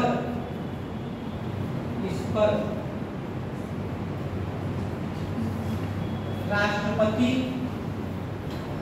इस पर राष्ट्रपति एवं राज्यपाल को, इस पर राष्ट्रपति एवं राज्यपाल को सलाह देना, तो बराबर से देना, सलाह देना। ठीक है, देखो डिस्क्वालिफिकेशन का ये कॉन्सेप्ट आपको बता दिया, एंटी इलेक्शन लॉ, वो डिस्क्वालीफाई हो जाएगा, या फिर 60 दिन तक लगातार जो अनुपस्थित रहता है तो डिस्क्वालीफाई हो जाएगा, या फिर इलेक्शन खारिज कर दिया जाए तब डिस्क्वालीफाई हो जाएगा। और कोई व्यवस्था है चौथी डिस्क्वालीफाई होने की? सजा हो जाएगा, सजा हो जाएगी 2 वर्ष से ज्यादा, 2 वर्ष से ज्यादा, 2 वर्ष या 2 वर्ष से ज्यादा, 2 वर्ष से ज्यादा, कम से कम 2 वर्ष की सजा अगर हो जाए किसी क्रिमिनल केस में तो वो व्यक्ति क्या हो जाता है? डिस्क्वालीफाई हो जाता है। इसी तरह से 6 साल 2 वर्ष प्लस 6 साल, 2 वर्ष करेंगे तो सजा पूरी करने के बाद 6 वर्ष तक सजा पूरी हो जाए, उससे 6 वर्ष तक वो व्यक्ति चुनाव नहीं लड़ सकता। आगे तो देखिए ये वाला जो डिस्क्वालिफिकेशन ये कहाँ है? संविधान में ये है? नहीं, कानून में है। कौन से कानून? जनप्रतिनिधित्व अधिनियम 1950 1951 रिप्रेजेंटेशन एक्ट उसको लिखी गई है कि अगर कोई सांसद, विधायक या कोई सदस्य अगर हानि दिखाई तो हो। अगर किसी क्रिमिनल केस में कम से कम 2 वर्ष की सजा प्राप्त करते हैं तो सजा पूरी करने के 6 वर्ष बाद तक वो व्यक्ति चुनाव नहीं लड़ सकता। ठीक है, ये भी डिस्क्वालिफिकेशन हो जाएगा। अगला पॉइंट यूज करें, राष्ट्रीय पार्टी एवं क्षेत्रीय पार्टी, राष्ट्रीय पार्टी एवं क्षेत्रीय पार्टी का रजिस्ट्रेशन करना या रजिस्ट्रेशन करना या मान्यता देना, राष्ट्रीय पार्टी एवं क्षेत्रीय पार्टी का रजिस्ट्रेशन करना या मान्यता देना एवं इन पार्टियों को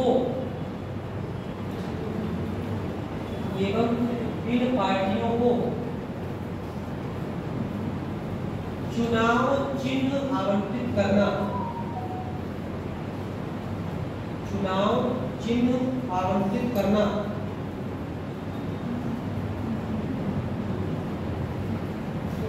अगला पॉइंट,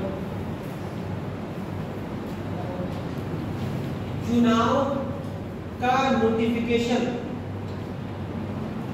चुनाव का नोटिफिकेशन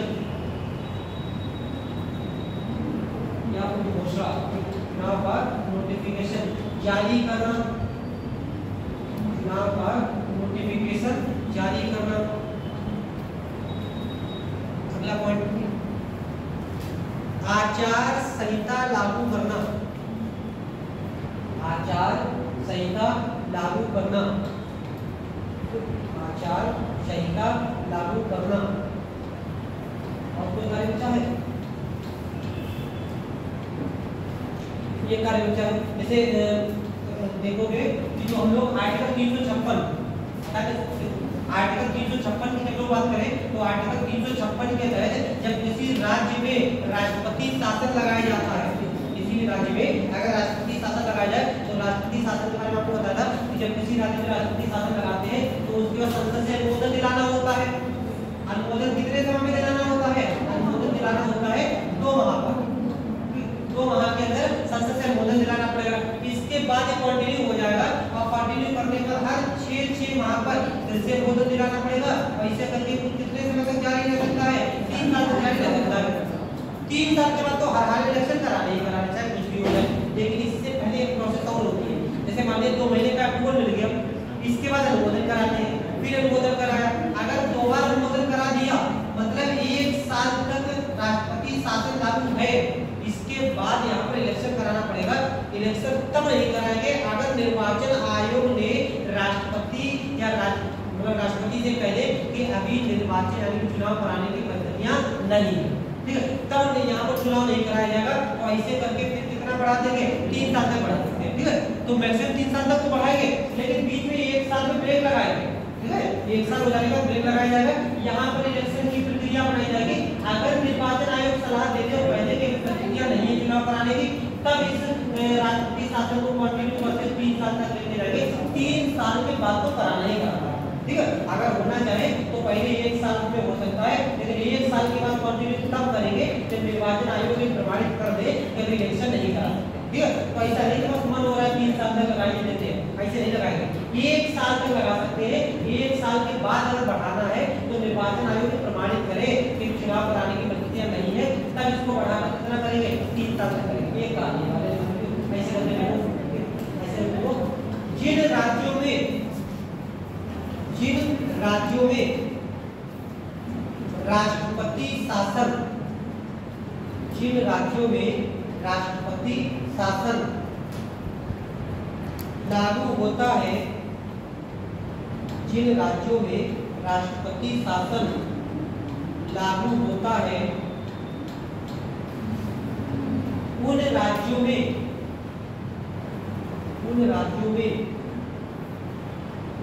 1 साल के बाद, उन राज्यों में 1 साल के बाद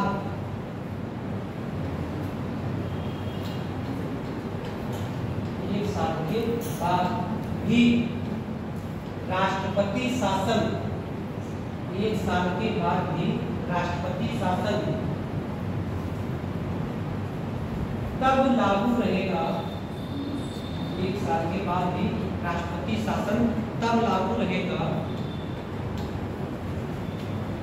जब भारत का निर्वाचन आयोग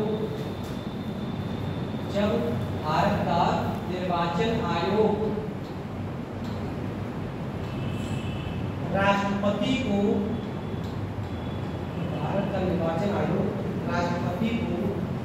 ऐसी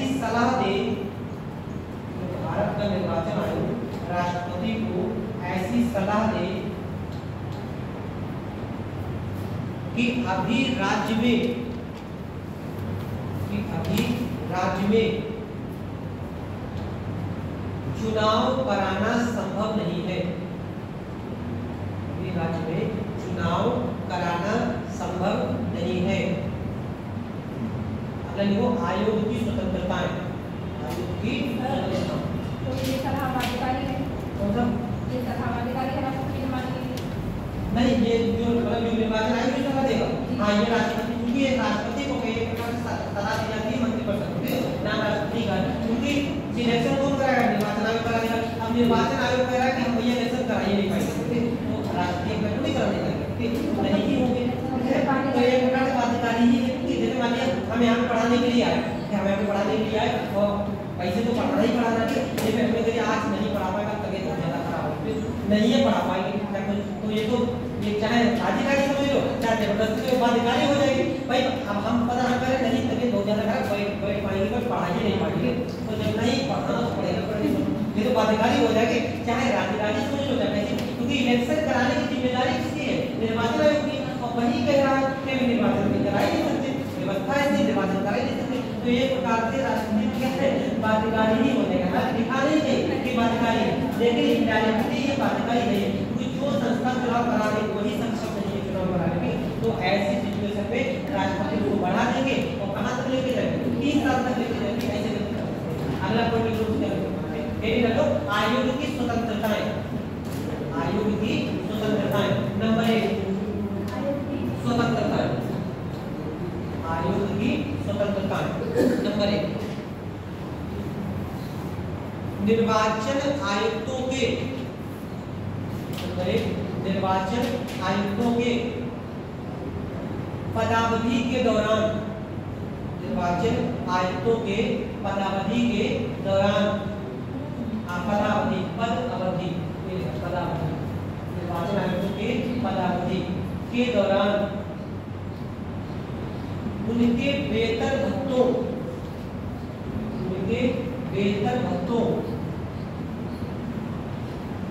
छुट्टियों,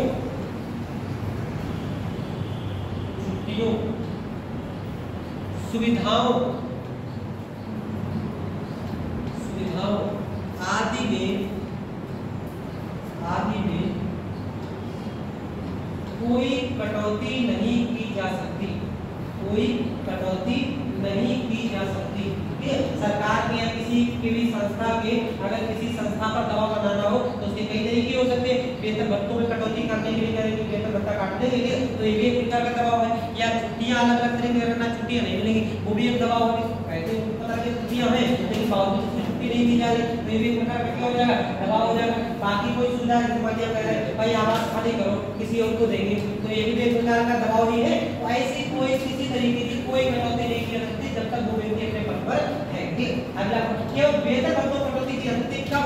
जब आपातकाल लागू कौन सा व्यक्ति है, ठीक है, तब वेतन भत्तों कटौती की जाएगी, बाकी चीजों को सब भी कटौती नहीं की जाएगी। मतलब ये नहीं आराम से निर्वाचन आयोग जिसमें पता लगे कि आवास कर रहे हैं और कह रहे हैं भाई व्यक्ति आपातकाल है सरकारी बंगला खाली करो, ऐसा नहीं कर सकते। वैसा कहीं ना कहीं आदमी रहेगा ही रहेगा, तो सरकारी बंगला खाली करने से क्या होगी कि आर्थिक स्थिति सही थोड़ी हो जाएगी, लेकिन कोई प्रकार का क्या हो जाएगा? दबाव हो जाएगा। तो ऐसा दबाव नहीं बना सकते किसी भी प्रकार की स्वतंत्रता है। अगला पॉइंट देखो, निर्वाचन आयुक्तों को कार्यकाल की सुरक्षा, निर्वाचन आयुक्तों को कार्यकाल की सुरक्षा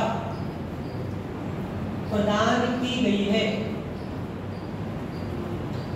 कार्यकाल की सुरक्षा प्रदान की गई है।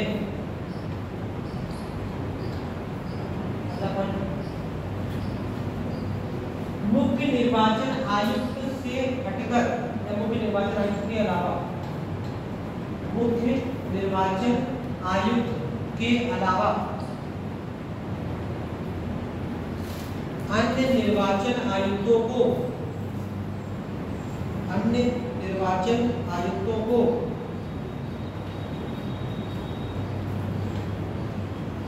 केवल मुख्य निर्वाचन आयुक्त, अन्य निर्वाचन आयुक्तों को केवल मुख्य निर्वाचन आयुक्त की सलाह परिधि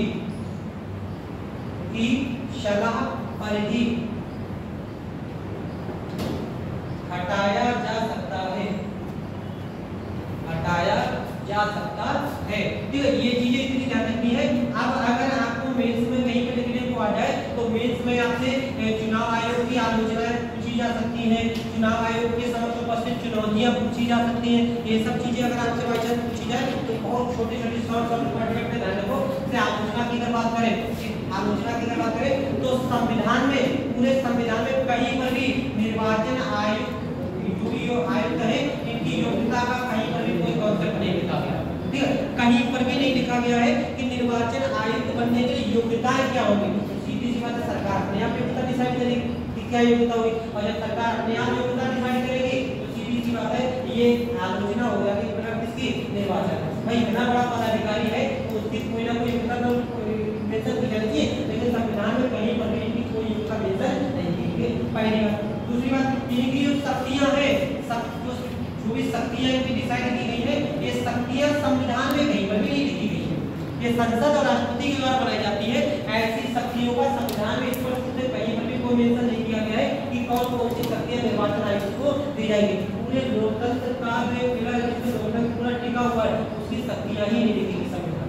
ठीक है, तो ये भी क्या है, एक प्रकार की आलोचना तो ही ये पॉइंट तो हो ही जाएगा। तो आप ये ध्यान रखें कि संविधान में कहीं पर भी योग्यता मेंशन नहीं की गई है, कहीं पर भी इनकी शक्तियां मेंशन नहीं की गई है। ये सब करने की जिम्मेदारी किसको दे दी गई, संसद को दे दी गई। अब बाई चांस अगर संसद में किसी का बहुमत ज्यादा हो जाए, जैसे एक समय आता राजीव गांधी की सरकार के समय लोकसभा में इतना ज्यादा बहुमत मिल गया, तो ऐसे ही अगर कोई सिचुएशन ऐसी आ जाए कि किसी सरकार को लोकसभा में भी पर्याप्त बहुमत मिल जाए और राज्यसभा में भी उसको पर्याप्त बहुमत मिल जाए, ऐसी सिचुएशन आ जाए तो सोचो क्या होगा, निर्वाचन आयोग के साथ क्या क्या हो सकता है। ऐसा हो सकता है, कोई बड़ी बात नहीं है कि राज्यसभा में भी उनके पास पर्याप्त बहुमत आ जाए और लोकसभा में भी आए, तो जैसा चाहे वैसा निर्वाचन आयोग को बना सकते हैं। क्योंकि राज्यसभा में एक काम करने का अधिकार किसको दे दिया गया, संसद को दे दिया गया, संसद को दिया गया है। लोकसभा और राज्यसभा दोनों जगह उनका बहुमत है, तो जैसा चाहे वैसा विधेयक लेके आए और वैसा विधेयक पारित करा सकते हैं। ये कोई ऐसा नहीं कि ऐसा हो ही नहीं सकता कि ना राज्यसभा लोकसभा बहुमत हो सकता है, कोई बड़ी बात नहीं सके। तो ये क्या है, ये प्रकार की नेगेटिव पॉइंट है। ठीक है, निर्वाचन आयोग से समझ लो भाई इतनी बड़ी संस्था है तो कम से कम ये चीजें तो संविधान में मेंशन की जानी चाहिए, उनको चेंज ना कर सकते। ठीक है, तो ये चीजें ये हमारी नेगेटिविटी पॉइंट पर हो जाएगा।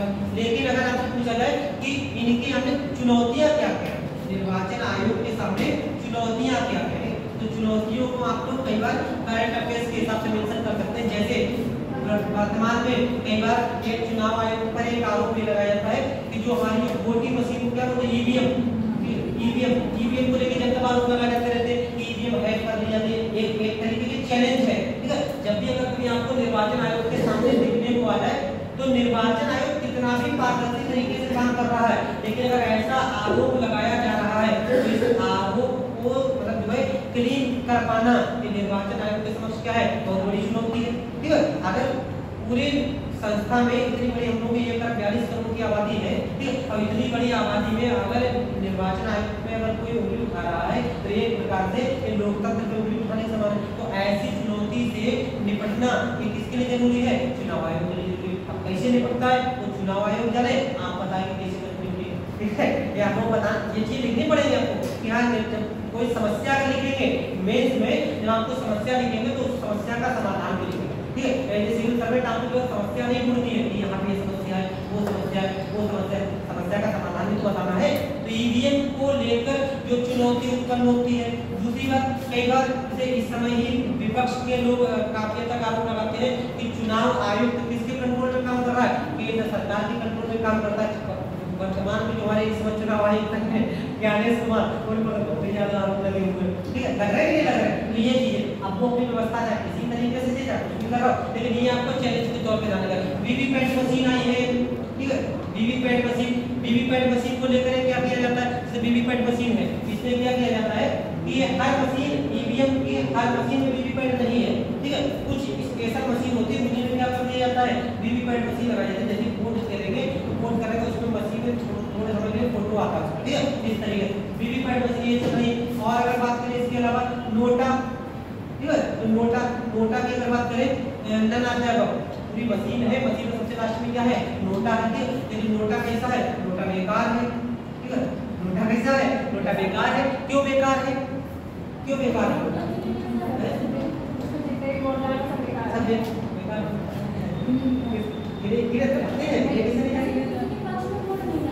किसी के पक्ष में वोट नहीं जाएगा, तो पक्ष में हमारा वोट देंगे। अगर कहीं पर नोटा ज्यादा हो जाए, ठीक है, अगर कहीं पर कैंडिडेट से ज्यादा वोट अगर नोटा को मिल जाए तब भी नोटा का कोई मतलब नहीं है, ठीक है। जैसे मान लिया किसी कॉन्स्टिट्यूशन में मान लिया कि 5 लोग इलेक्शन लड़ रहे हैं, एग्जांपल के तौर पे मान ले 5 लोग इलेक्शन लड़ रहे हैं और 5 लोगों में से हमने मान लिया कि वोट देने वाले टोटल लोग कितने हैं 1000, उस जो हमारे जो क्षेत्र है उसमें 1000 लोग वोट देने वाले हैं और टोटल लड़ने वाले इलेक्शन लड़ने वाले कितने लोग हैं 5 लोग हैं, लेकिन 5 नहीं लड़ेंगे, छठा भी लड़ेगा, छठा कौन लड़ेगा, नोटा लड़ेगा, ठीक है, तो 5 तो कैंडिडेट लड़ेंगे, छठा कौन सा हो जाएगा, नोटा हो जाएगा। अब मान लिया ऐसे करके वोट हुए तो नोटा को मिले ऐसे करके 200 वोट, ठीक है, ये 200 किसके पास चले गए, 200 नोटा के पास चले गए। दूसरा मान लिया ए को मिल गए 150 वोट, बी को मिल गए 150 वोट, सी को मिल गए 150, डी को मिल गए 150, अच्छा ई कितने वोट, 3 3 6 2 8 और इसे बढ़ा दो, इसको 160 कर दो, ठीक है। अब कितने बचेंगे 140 बचेंगे, 1 2 3 4 5 हो गए पूरे, 1 2 3 4 5 6 7 250 कब रह गए, इसको 70 कर लो और इसको 80 कर लो, भैया पूरी 1000 वोट हो गए, ठीक है। अब देखो यहाँ पर इस तरीके से देखें तो सबसे ज्यादा वोट इनमें अगर 5 में देखें तो किसको मिले हुए हैं, बी को मिले हैं, लेकिन अगर 6 में देखें तो सबसे ज्यादा वोट किसको मिले हैं, नोटा को मिले हैं, ठीक। तो इस हिसाब से तो इलेक्शन यहाँ पर कैंसिल हो जाना चाहिए भाई। नोटा का तो मतलब होगा कि हमें इनमें से कोई व्यक्ति पसंद नहीं है तो नोटा को जीत जाना चाहिए, नोटा को कोई नहीं जीता, लेकिन यहाँ पर नोटा का कोई मतलब नहीं, ठीक है। कौन व्यक्ति जीतेगा, ये जीतेगा, 180 वाला जीत जाएगा, तो नोटा का कोई खास मतलब रहेगा नहीं रहेगा। इसको सुधार करने की जरूरत है नोटा को। और अगर बात करें हमारे यहाँ एक जब भी इलेक्शन सुधार की बात आती है तो एक अधिकार की बात आती है right to recall. Right to recall क्या होता है, सुना कि नहीं सुना, राइट टू रिकॉल क्या होता है, वापस बुलाने का अधिकार, ठीक है। राइट टू रिकॉल कहते हैं वापस बुलाने का अधिकार। जैसे मान लिया ऐसे समझो आपने वोट दे दिया, विधायक हमारा बन गया, सांसद हमारा बन गया, अब जब तक संसद या लोकसभा या विधानसभा का फिल्टर ना किया जाए क्या हमारे पास कोई ऐसा अधिकार है कि मैं चुन के भेज तो दिया, क्या हम ऐसा कुछ कर सकते हैं कि ये बार फिर से इलेक्शन हो खारिज करने वाला कि ना हम अपने विधायक को हटाते हैं क्या या सांसद को हटाते हैं, ऐसा कोई अधिकार है हमारे पास नहीं। 5 साल के लिए हो गया बस फिक्स, ठीक है। ऐसा अधिकार होना चाहिए। अगर भाई हमने दूसरे अगर गलत आदमी चूज कर लिया हमने, ठीक है, नहीं ध्यान दिया तो गलत आदमी चूज कर लिया, तो ऐसा राइट टू रिकॉल का अधिकार होना चाहिए, नहीं होना चाहिए, ये भी होना चाहिए कि अगर गलत आदमी को हमने भेजा है तो उस आदमी को वापस बुलाने का अधिकार हमारे पास होना चाहिए। चाहे आप चुनाव सुधार में लिखने को आ जाए या निर्वाचन आयोग के बारे में लिखने को आ जाए तो ये पॉइंट आप लिख सकते हैं, ठीक है। इस तरह नोट कर लो उसके ये लिख लो, चुनाव निर्वाचन आयोग की आलोचनाएं एवं चुनौतियां,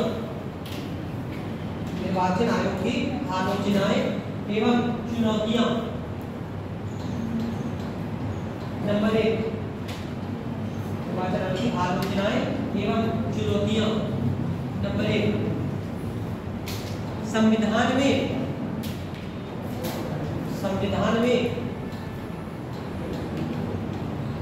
निर्वाचन आयोग की योग्यताएं, निर्वाचन आयुक्तों की योग्यताएं,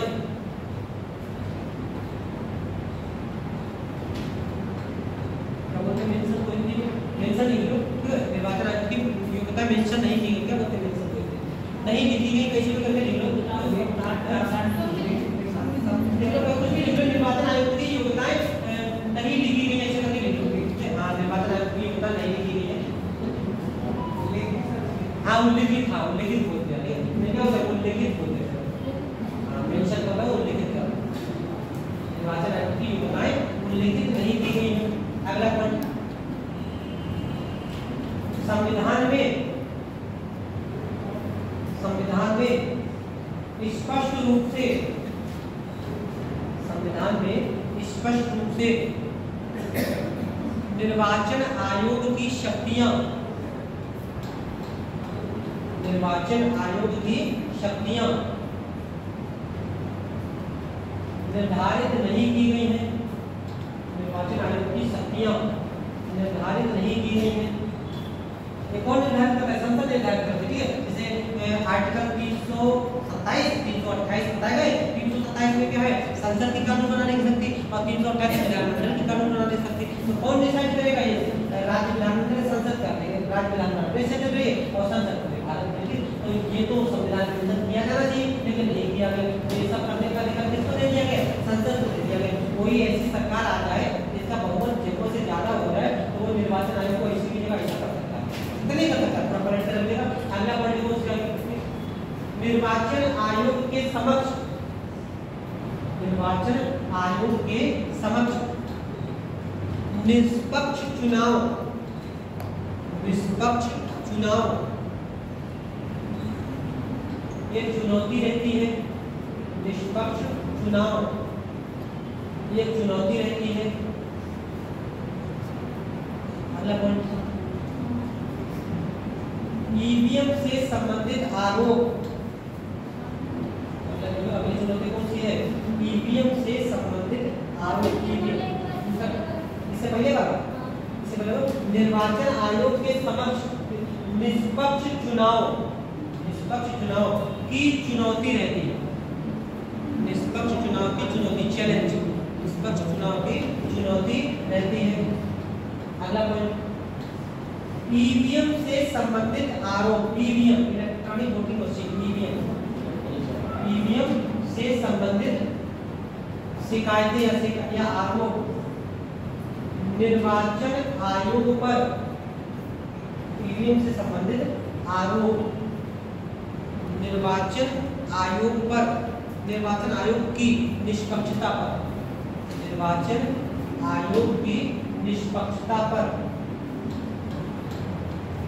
प्रश्न चिन्ह लगाते हैं, प्रश्न चिन्ह लगाते हैं, ठीक है। अगला 2 पॉइंट चलो, ये चुनाव सुधार, 2 पॉइंट चुनाव सुधार में, चुनाव सुधार तो फिलहाल बहुत सारे हैं, गवर्नेंस में आता है, बहुत सी फंडिंग वगैरह का सिस्टम वो भी बहुत ज़्यादा है, लेकिन दो यहाँ पे पहला देखो, नोटा को प्रभावी बनाना, नोटा को प्रभावी बनाना। नंबर 2, नोटा को प्रभावी बनाना। नंबर 2, राइट टू रिकॉल, इसको हिंदी कहते हैं वापस बुलाने का अधिकार, राइट टू रिकॉल। जैसा अधिकार, राइट टू रिकॉल, जैसा अधिकार नागरिकों को देना, राइट टू रिकॉल, जैसा अधिकार नागरिकों को देना, ठीक है। ये हो गया हमारा पूरा का पूरा निर्वाचन आयोग, बड़ी संस्था है, ठीक है। इसको ज्यादा तो इतना आपको लगेगा, आपको फ्री और मेन दोनों में काम आ जाएगा। और अगर कोई पॉइंट आपको लगे, जैसे मान लीजिए कोई अगर सीरीज वगैरह लगा रहे हैं, कोई अगर नया पॉइंट मिल जाया करे, उसको अपने नोट पे वहीं पे अपडेट कर दिया करो, ठीक है। ये चीज होगी। कल हम लोग इसके आगे यूपीएससी और स्टेट पीएससी को देख लेंगे। कौन सा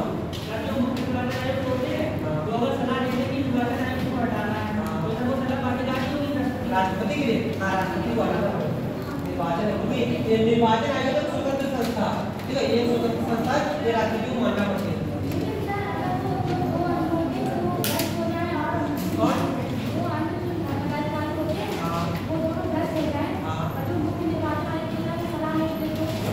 इसको देखा सकते हैं, निर्वाचन आयोग को ये था कि उनको लेना है। हाँ, तो मुख्य निर्वाचन आयुक्त ने कहा सर मुझे वो दोनों भ्रष्ट हो गए, वो दोनों नहीं है इस तरीके से वो दोनों भ्रष्ट है, ठीक है, तो वो दोनों भ्रष्ट वो दोनों किसके सुपरविजन में काम करेंगे, मुख्य वाले के काम करेंगे। अगर मुख्य निर्वाचन आयुक्त से ही अगर भ्रष्ट हो जाए, ठीक है, तब तो उसको हटा देंगे। अब वो अगर सलाह नहीं दे रहा है उनको दोनों हटा देंगे, मतलब किसी या किसी तरीके से उनके भ्रष्टाचार को सर्जित करेंगे, ठीक है। तीनों को संसद में कौन हटाएगा, मुख्य को हटाएंगे संसद के द्वारा, और उसको हटा लो दोनों नहीं, तीनों को एक साथ हटाएंगे, मुख्य को हटाएंगे राष्ट्रपति के द्वारा संसद प्रक्रिया से, और जो बाकी के दोनों को हटाना है तो राष्ट्रपति क्या करेंगे, मुख्य निर्वाचन आयुक्त से सलाह लेंगे, तब उन दोनों को अगर वो दोनों सलाह नहीं देते हैं वो भ्रष्टाचार संदिग्ध है, अब वो दोनों सलाह नहीं देते तो मुख्य निर्वाचन आयुक्त की कार्रवाई हो सकती है, साबित कदाचार और क्योंकि कदाचार